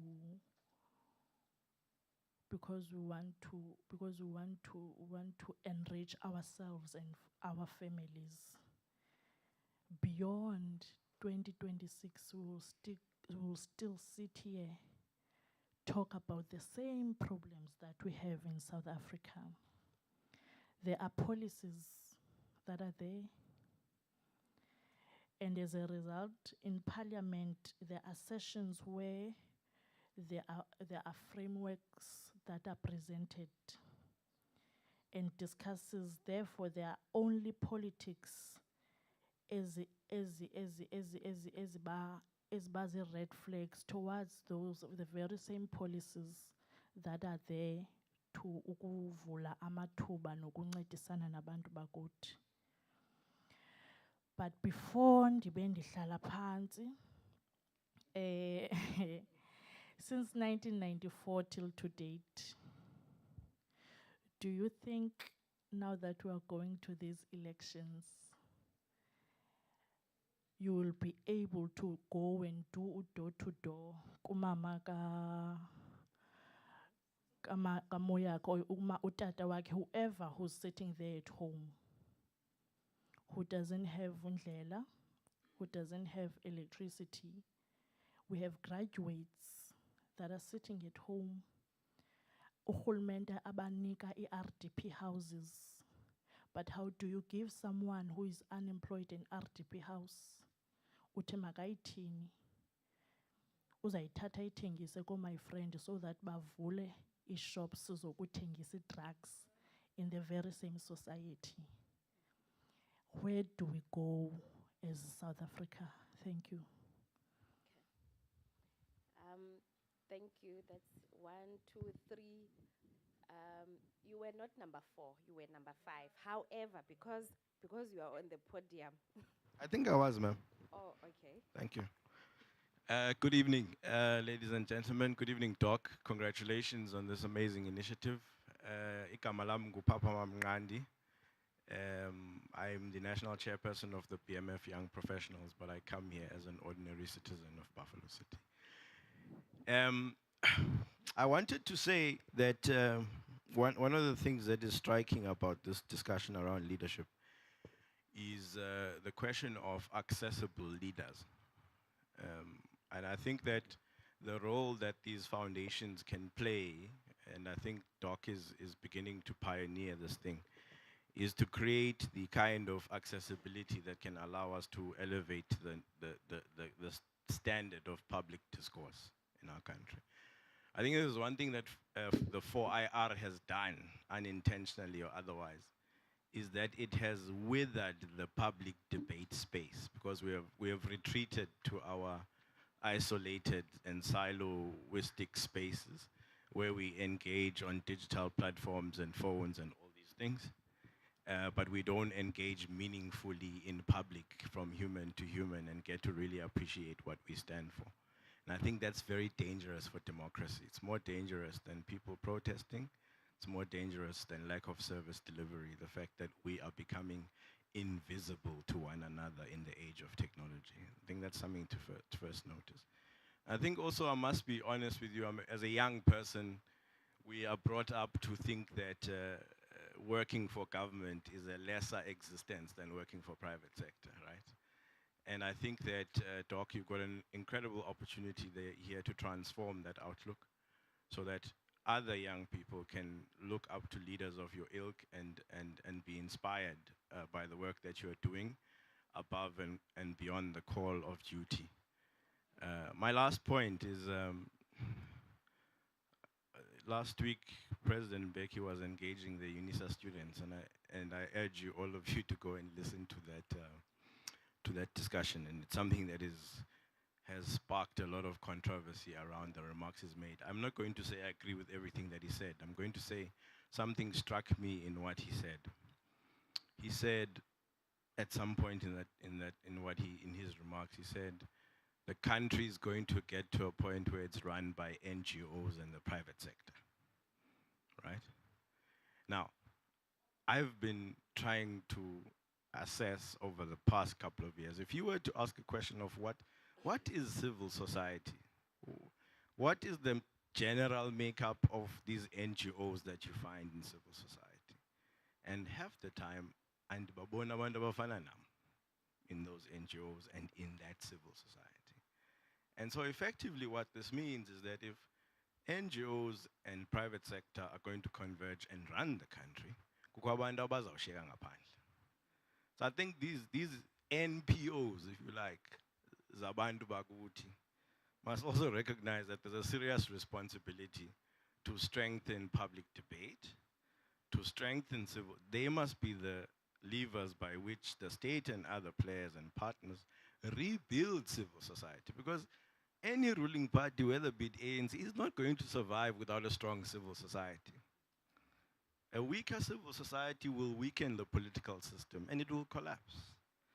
So you need people who disagree with you in public. You don't have to surround yourself with people who must say yes and all the time and then sort of ostracize those who disagree. The country can't work like that. But anyway, the chickens will come home to roost. Some of us are trying that. Doc, I brought you a gift. I hope we can declare it in public. I know you're an author. It's a book by Wandile Sihlobo. It's Country of Two Agricultures. We're launching it this weekend here in East London. But I think, I know Doc is an author. I know it's going to add value to the work that you're doing. Thank you very much and congratulations. Number 5. Okay, number 5. Enkosi kakhulu ndinguyandisa. Inkosi kakhulu Doc ngoku provider esi space soba sincokole ngobukhokheli. You know, I think enye yengxaki esijongene nazo yintoba eli gama lobunkokheli siye salinciphisa salisa ekulawuleni ngokorhulumento. And I think we are unable to distinguish between an authority and power. And as a result, leadership now becomes a political space or working for a government with a particular authority attached to you. And I think, Doc, this foundation and this topic, and I'm listening to the topics that you have posed, it seeks to unleash leadership that are not in authority, but who are in a position of influence. Allow me to distinguish the authority and power. Authority is by virtue that the executive mayor is elected and is appointed in terms of processes to be the executive mayor. But power, it's an ability to influence the community, the constituents. And I thought that we will make it easy here and say, what leadership am I providing in my society? And once we begin that conversation, we will then change our society. I think we all agree that we are confronted with insolvency, leadership insolvency, where all wants to take and no one wants to give. And that's the reality of where we are today. And you know, fortunately, Labo Nelson Mandela and many others had a unity in fighting for, I define them, that class had a privilege of having one agenda. What is common to us, there are many challenges that should seek to unite us. Poverty. But does it unite us? No. We grab, if you happen to get a time, you take the loaf and leave nothing and go with it at home. Instead of having an agenda of saying, if I get a loaf, how many would I share with? We win everything, you know. And I was hoping that the executive mayor and those who are in leadership, in governance, we'll talk more about the brain gain and brain drain. Presently, sihlele Lalin, Eastern Cape, you say Lalin. We're losing lots of minds, you know, and we don't seem to be improving and making available to our rural province an attraction for the brain gain. And up until we do those things, we will have inkokeli eziphucukileyo. Thank you very much. Thank you so much. Let's, oh, nifuna ukuqhapha. Okay, let's. Okay, thank you so much. Some were comments, some were questions. I'm going to give to our discussant. It's just 2 minutes, then we wrap up. Hey, thanks, Program Director. I think these comments and questions, as sources pendulating 2 minutes too. See, they are more broader. I would attempt a few. The first one that I'm going to attempt, first and foremost, I concur that we need to create more of these platforms. I really agree. As to how the mechanism, it will be devised later, but I think it's good to do that. You know, when you think and you come up with ideas, what is sometimes called the battle of ideas. The battle of ideas is very important, because whenever I say something, I need a feedback. And that feedback can be negative or positive. You see, I must accept both the negative and positive feedback, so that I can be able to go a long way. The most important thing is to understand this. There is what is known as a fact, and there is what is known as a fiction. When you repeat a fiction many times, it leads to perceptions, and perceptions sometimes are misinterpreted as facts. If, for instance, you repeat many times that leaders don't come to us, they come to us only when there is elections. You repeat it many times. It appears as though it's true, and it is a fact, whereas it is a perception. Because the fact is, when leaders are appointed, for instance, let me take a system of local government. How is it created? There's a ward councillor, there are ward committees. The ward committees are with the people. They are with the people always there in that village. So whenever they wake up, they confront the reality and they interact with the people. And then they take that information up to the ward councillor and the ward councillor to councils. Then discussed in councils, and then that's implemented. So if we think about leaders and we confine leaders to those that are up there and say, you would only understand that there's a leader coming to me only when it's president. But that ward committee is also a leader, and he comes to us.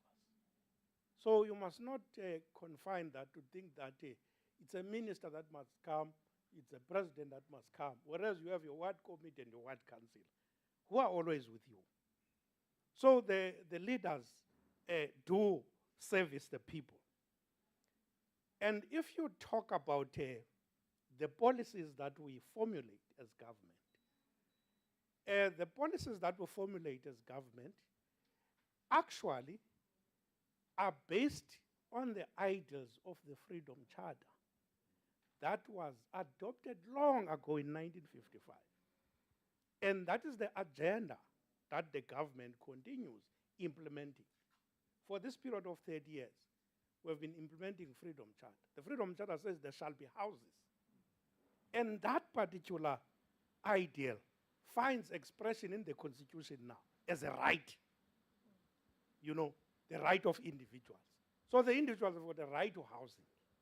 So there's no way that the government might seem wrong when it is delivering houses, because it brings back the dignity of our people. That is what is an ideal in the freedom charter, is now expressed in the Constitution, or enshrined in the Constitution. We need to understand that dynamite comes in small packages. Certain things that are done, you might see as, small, trivial, but when they multiply, you will be able to see that this has an impact to our communities. You know, I won't dwell much, but I just wanted to talk about that. And I know Mpondom say we have got a passion with that brain drain, brain gain. I know you would raise it. You always raise it. So I know, but the issue of give and take, it's true. What is interesting is that some of those who give start by taking, and they later give. So there's no one who think.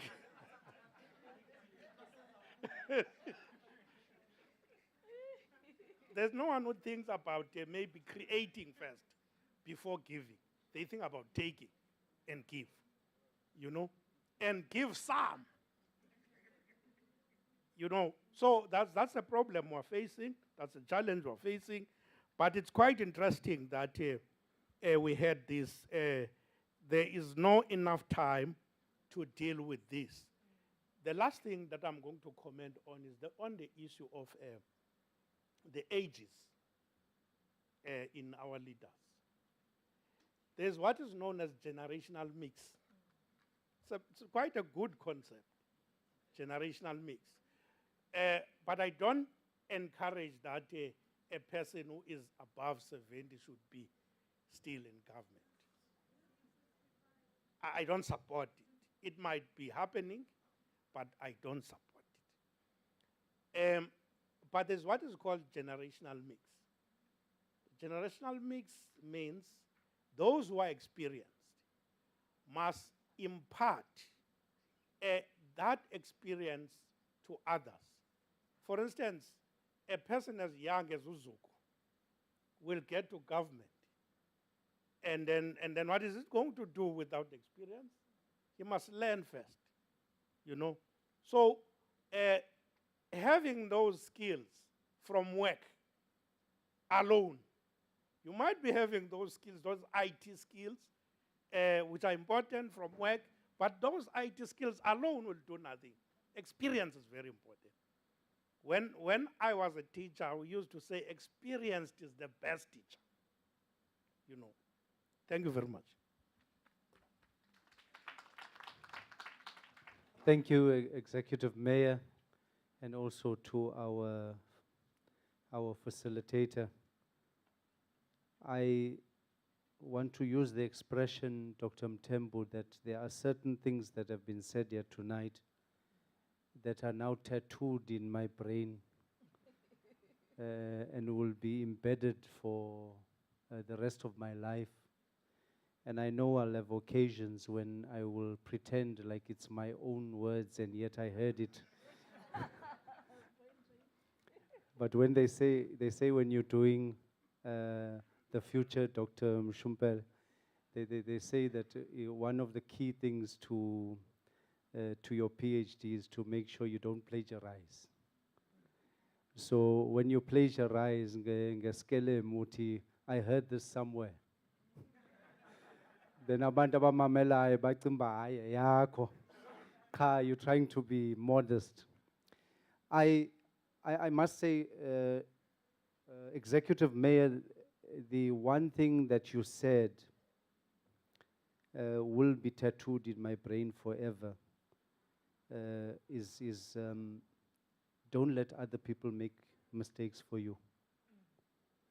And my translation is that you must take responsibility. and be decisive in what you want to do, because you can't blame anyone else for the things that go wrong, except the choices that you make.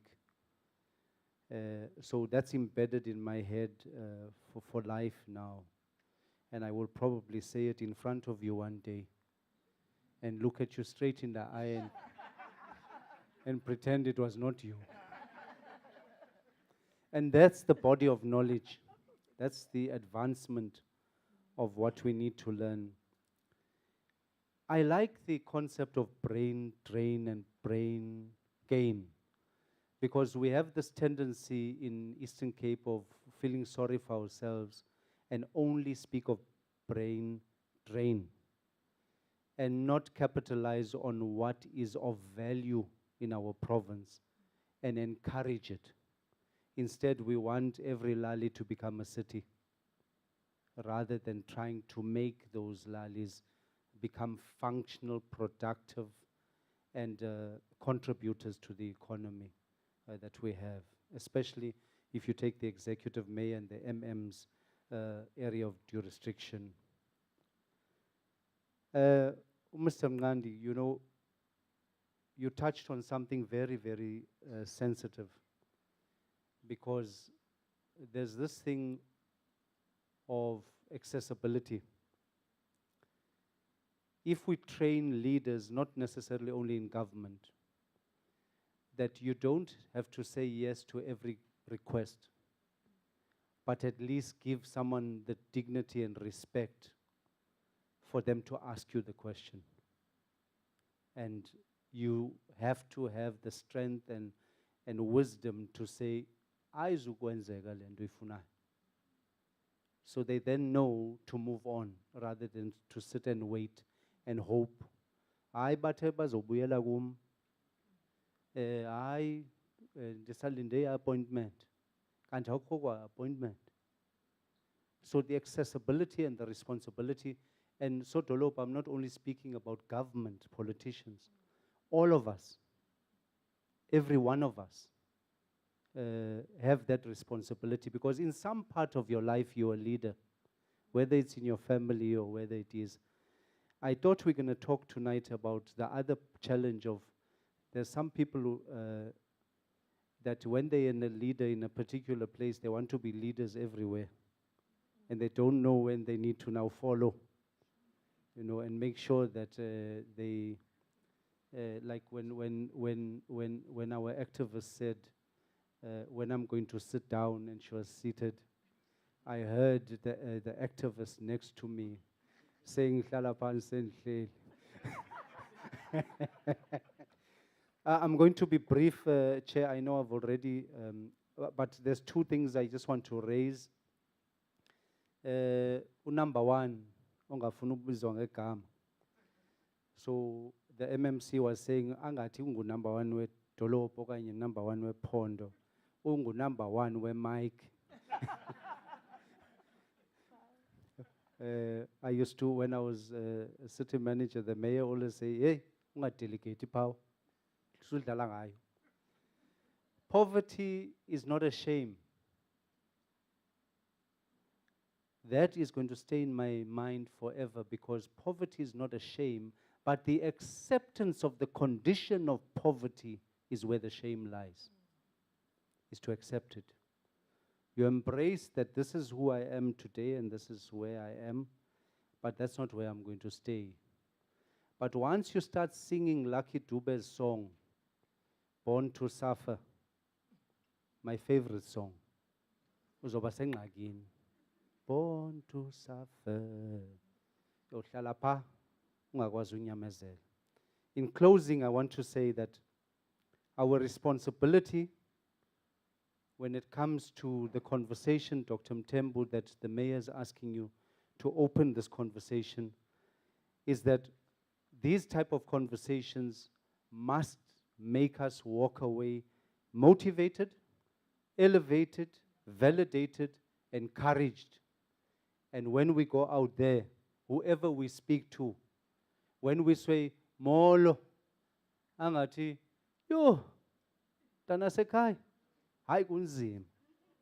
Because we're dragging ourselves down by that negative energy of feeling comfortable discussing problems with each other rather than saying, "Ndizovuka namhlanje and I'm going to go and get what I want." If I don't make mistakes, I won't reach that goal, because it is only in repeatedly making mistakes but having the right motivation to get it right that you will one day win the prize. Thank you.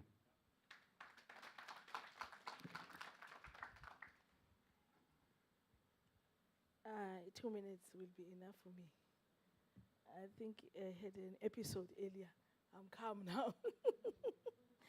Thank you so much for all the inputs. Quite enlightening, I must add. But I'm not gonna talk about the other matters that the executive mayor has responded to, because, yeah, no, so I won't go to the issue of age, because I think I share the same sentiments. But there was a question from the first speaker that talked about the dependency. Was it by default, or was it by design? And I thought about this, and I realized that at the wake of, or at dawn of democracy, we were dealing with a total state of nothingness, as opposed to the minority that had everything at the time. And when you look into the local government sphere, where the communities are, when it talks about the 3 tiers of government, the closest to the communities is local government.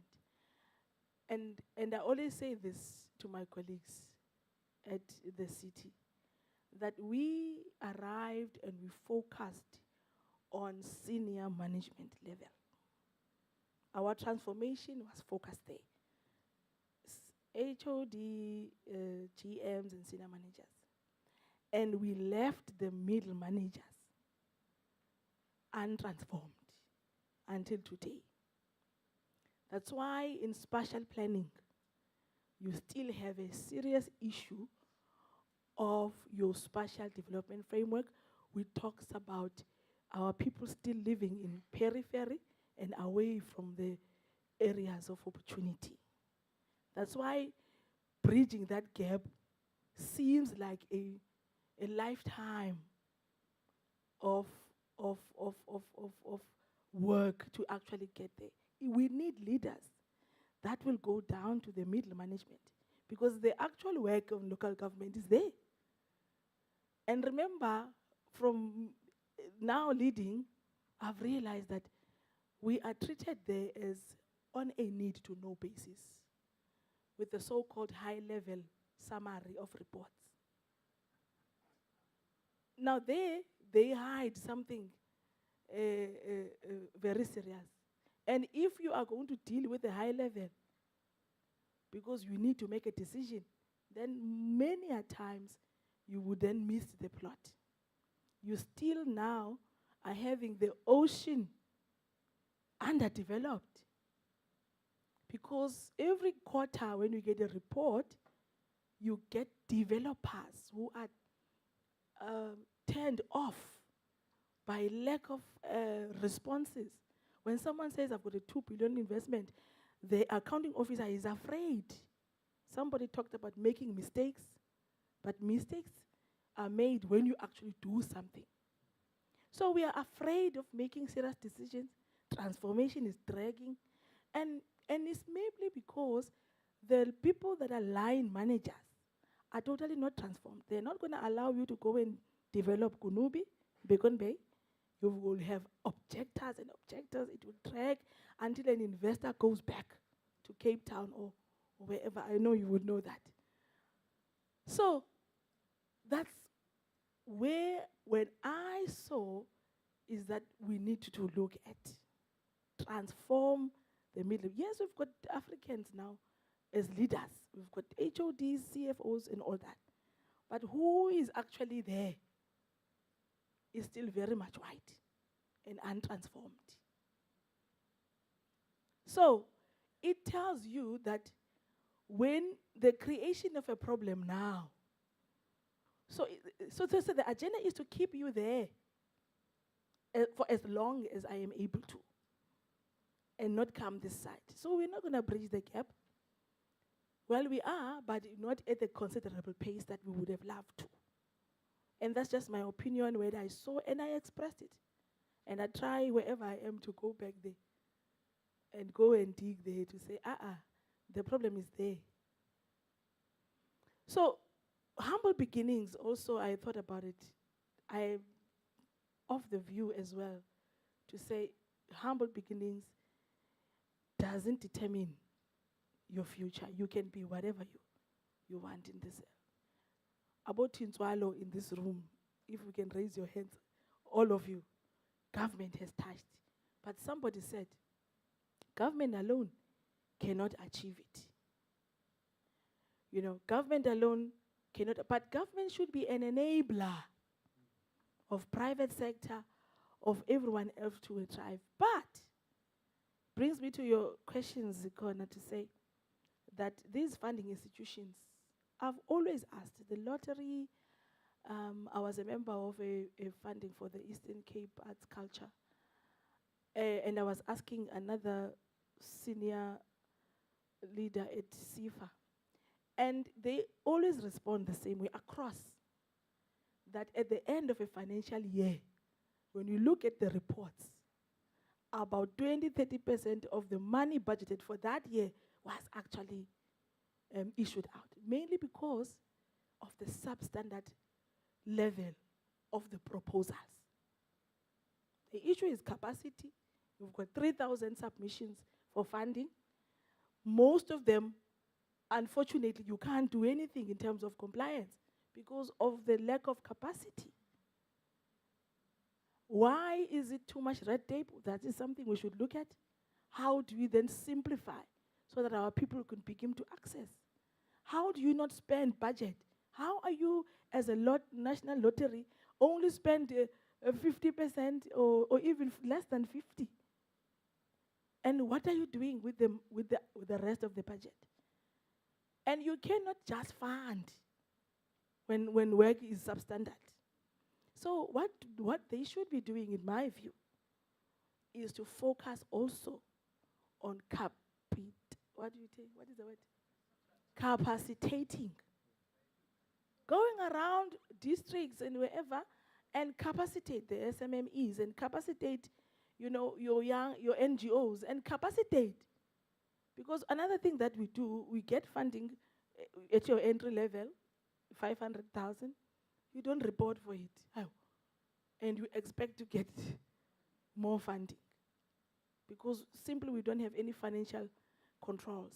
Lastly, I'm not going to talk about everything that was talked about. Brain drain, I think we all like that one. But when may his soul rest in peace, Boti Ubongan Kalishe passed on. I'm a big crier. I was emotional, of course, mainly because I had grown fond of him as a brother. I like to surround myself with Dr Mthembu is here. I like to surround myself with learned people because I believe that makes me a better person. So when he passed on, may his soul rest in peace, I was having a conversation with Umam Tolashe, who's now the president of the ANC Women's League. And when she spoke to me on the phone about the bereavement, she asked me a question repeatedly 3 times. And she calls me by my full name.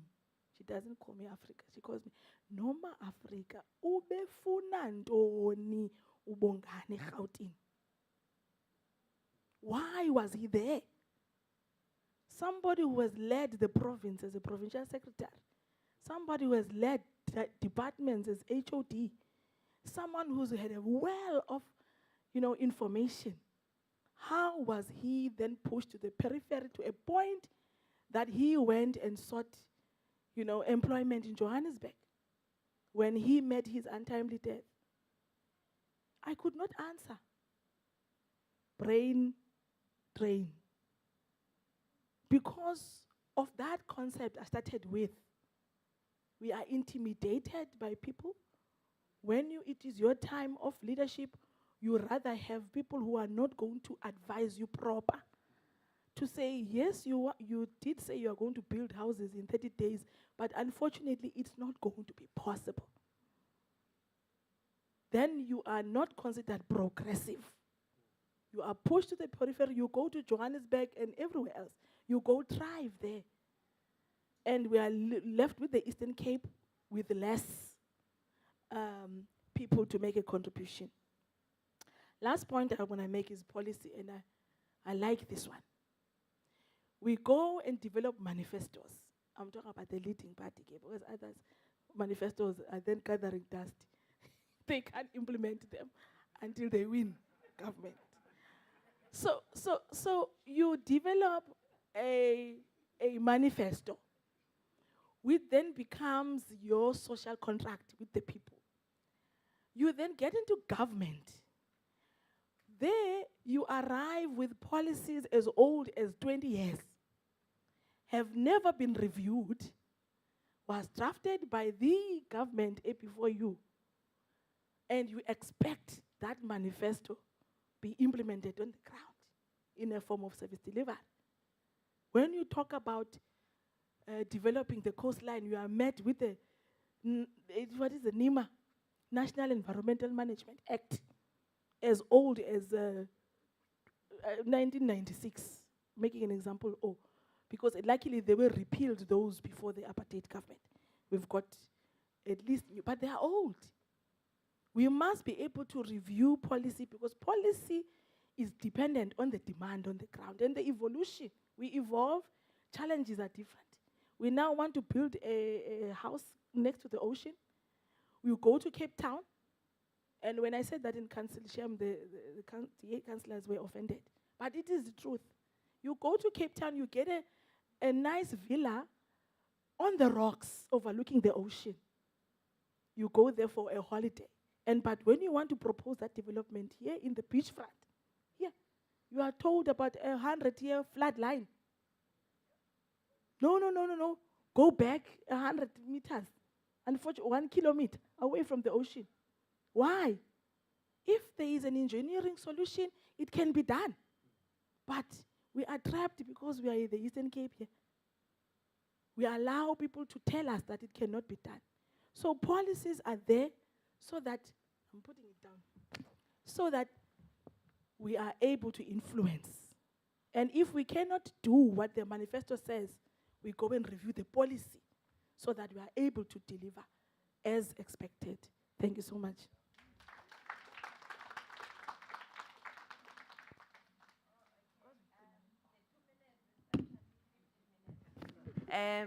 Let's give a very big standing ovation for our discussant. Thank you so much to you. I think you impacted and evoke our thinking and induces our mind. So we have a responsibility to actually translate what we are taught here. Thank you so much. I'm now going to hand over to you, Program Director. Thank you so much.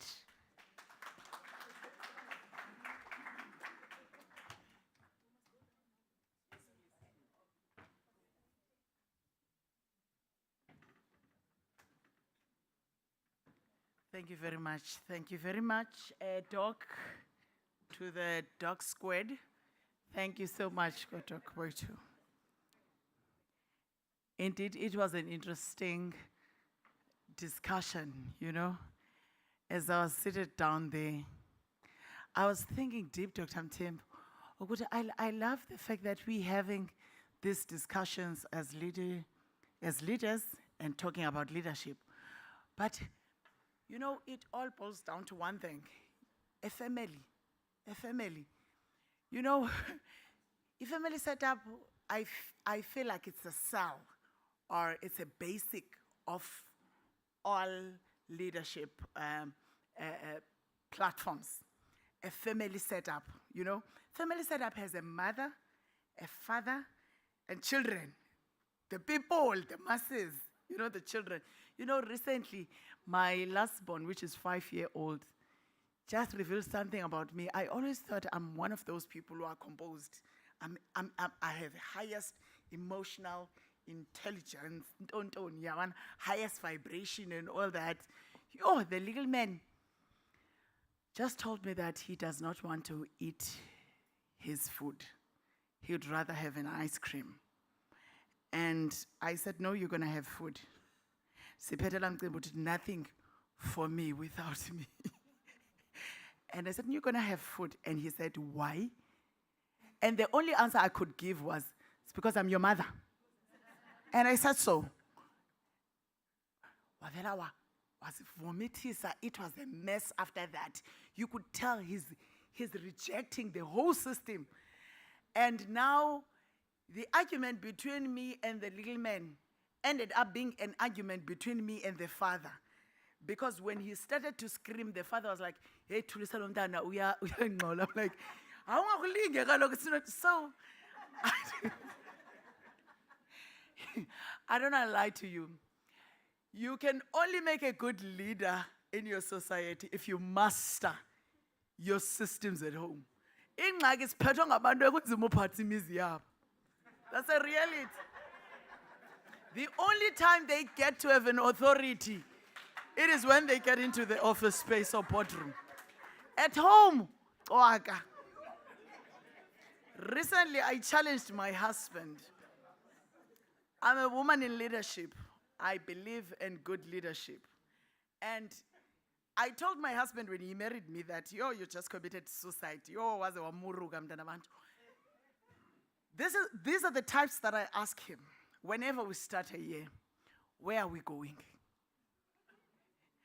And imagine 1st January, you are at the beach. You are asked by your wife, where are we going? Where are you taking us? Where are you leading us? And you'll say, hi, baby, manos right lo nyaka sizawubona. Yo, mandife. I can't start a year depending or relying on fate. We need a strategy. Where are you taking us? And I said to him recently, that I don't say financial status. Because for the past 8 years we've been married, I don't know his pay slip, which I believe, comrades, is not right. I asked him, how come that as your equal, I don't know the financial status of this house? He said, you pay slip, you know the system was, you pay slip. And the minute your wife knows how much you're earning, automatically you believe that, women are spenders, you know. And guess what? I insisted. It was a robust discussion. And I knew said, do or die. But we're not. And I was like, okay, fine. You know, I can tell that this guy is not happy. But you know, he's trying to act like a man, you know, and keep up the act and the look. We've got this. That in the pants, and you know, when he started tabling our financial status as the family, I was like, yo, kufuneka nisebenze. That's what I said. Yo, kufuneka nisebenze. Yo, sisengxakini. And in a way, he was intimidated by that line. Because for a woman to say, kufuneka ndisebenze, sisengxakini, I relied on your leadership. And I thought you've got this. And you gave me that mindset that you've got this. Now I see you got a calls.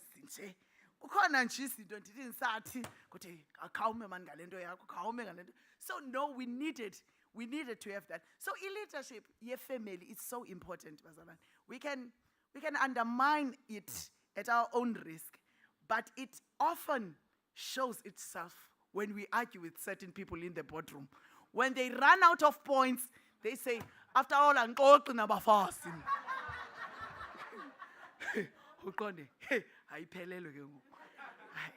Now you gobe intonga zakho. So I love what you've just did, and I love how intentional you were in mixing your panel to prove this is not a male thing.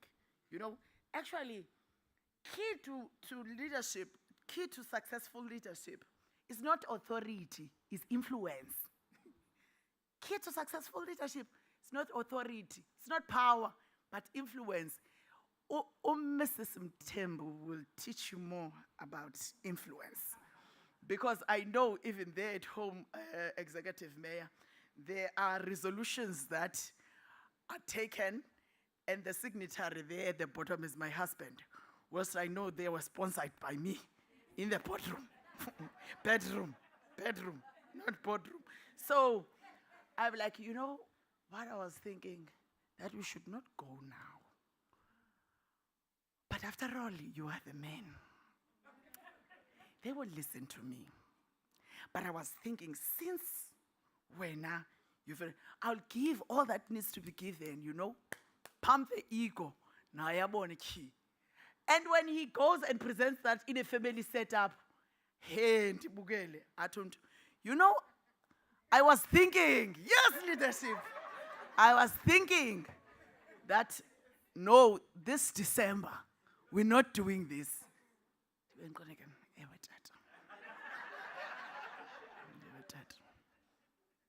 Even at work, you get to make your manager or your boss to sign your leave or whatever. You know, there's no authority, just influence. Influence. And when you influence people towards the right direction, it yields good results. So we need people who invest more in influence than authority. Depart. Does it? Depart.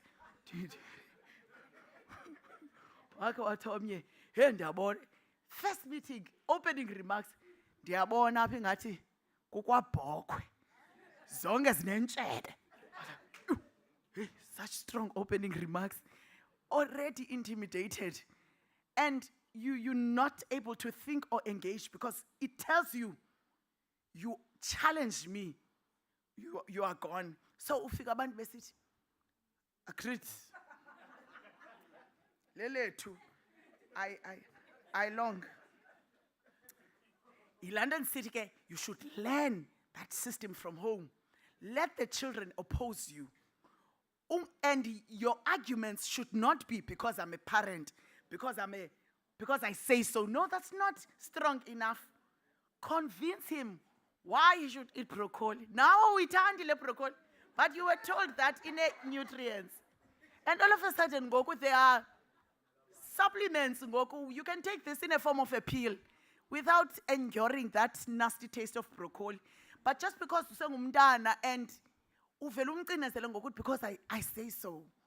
Sibulawa yiloo nto ke bazalwane. This country is where it is because of I say so. And the day we allow people to challenge us, and the day we allow people to oppose us, is the day we will have true sense of leadership. What it means, where you have to influence people to move to this direction, not because you say so, but because you're convinced, you've been there, you've walked that path, and you are showing them out of conviction and deeper knowledge. I'm not a speaker, Bazalwane. So, having said that, we're getting ready for food now. We're almost done with our program. We now call upon the stage for closing remarks and vote of thanks. Mr. A. Matyobeni. Mr. A. Matyobeni, number one. Number one. We call him to come. Over to you, sir. Good evening once more, audience. I'm tempted to say I'm the first and the last. I saw Vuyo, no executive mayor, had 2 mics while they spoke. So thanks for giving me some confidence. Because when they were about, should I grab a second mic or should I stick to the 1 mic? But the 1 mic works. Mine, I think it's going to be very, very short and very, very quick. First and foremost, I want to thank the foundation, you know. I think we should reterm the title to be the Start of Leadership Conversations with Dr. Mthembu, because we can all attest that there is a need for more of this. Normally we see them with bodyguards. You can't even make even a kilometer closer, you know. But I think for once in a while we're able to engage with our leaders. And I think whoever did not attend was a panelist. I think it was really by design, because the panelists that we had really gave us a something to benefit from. So Eva would say never benefited from the foundation. I think from today we have all benefited from the foundation, and thank you, Dr. Mthembu. I don't have a speech, so I only just have some people to thank for attending. I think the first acknowledgement is to acknowledge Dr. Zuma's wife. We know she's here. Madam, where are you? Oh, yes. So, sorry, madam. But look, I've been sitting from behind, so you can understand. I've been sitting behind you. I didn't know that you were here. Dr. Zuma's wife is here. Thanks for being present, ma'am. We also want to give thanks to the partners. I know Shuwan Boxing has been mentioned, and also we made mention of other partners. Those MOUs, Doc, are we signing them now, or whilst they are eating, we're signing the MOUs? Yeah. And also to the beneficiaries that are present, we want to thank you for attending as well. To the friends, the family, and also the academics that were here. I really think you added value to the conversation. Into engenabantu abafundileyo siyayazi mos naphina kude kushiye kuthiwa yabonakala bakanasikolo, you know. So we always need to mix ourselves with academics. They make a nice mix. Sometimes they even say offensive things. Then you think later, was she offending me? You know, but they're academics. They've got a way of saying that. So thanks to all the academics, and to every leader that is here. I think one thing that we can attest is that we are in real deep crisis of heroes. You know, whilst we buy or Batman or Spider-Man, all of those superheroes that we buy for our children, now it's us as adults. We need those heroes. And being an election year, I think it's time that we are looking to say, should we stick to the one that we know, or should we look for someone else? But if you're looking for someone else, who is that someone else? So which means the world is in a desperate mode, you know? And I love the speakers when they talk about leadership from home. And I think the one aspect that is quite important as well is self-leadership. We'll see how you walk, you know? And that goes a long way. Those who were invited, those who had RSVPs, and those who didn't RSVP, we still say thank you for coming. The people who connected virtually, you had the audience moving from UK, Canada, all over South Africa. And we say thank you also for joining us. This thing is live on YouTube. So this is your time to have that smile, so that they don't think that you said. This is the time to have that smile. And also, to those that could not connect, Doc, I know we had to send away people. We had to send bodyguards and law enforcement to try and disperse the crowds, but we had to put them in a big screen so that they can be able to connect virtually. And I think for next year, let's get a bigger event. If Garden Court is going to give us this, we're moving the show. We're moving the show to the next event. To everybody here, I think enjoy the rest of the night, and thank you so much.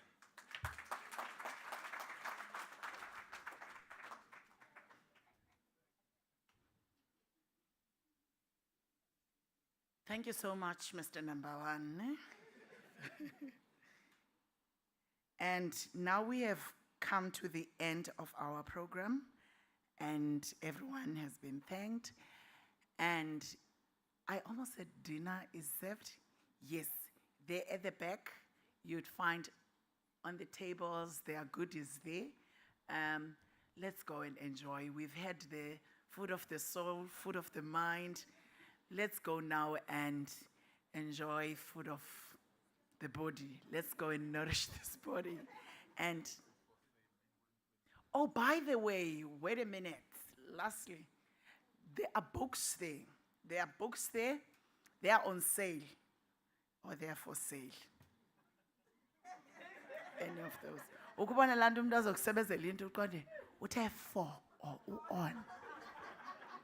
But we sale no books ndimbambile. But books are sold there. And make sure that you grab yourself. I know he's a strategist of note, and I know he has penned down a lot that gives insight on ideal leadership. He's very passionate about leadership. So he has penned down, because good people, trust me, we can have these discussions. By the time we leave this place, or tomorrow, It's gone. You're trying to think, what did Dr. You even forget that it was Dr. Shapley. You say, Dr. Mashamblan. You've gone. All of that is gone. So, but if you have something that is documented, something that is penned down, where you pen down your views, your thoughts, how you view the world from your angle, then we are certain that even the future generation will inherit something. They will say, those who were before us, at least they left a landmark for us to follow. So thank you for being a good audience. Enjoy the rest of your night.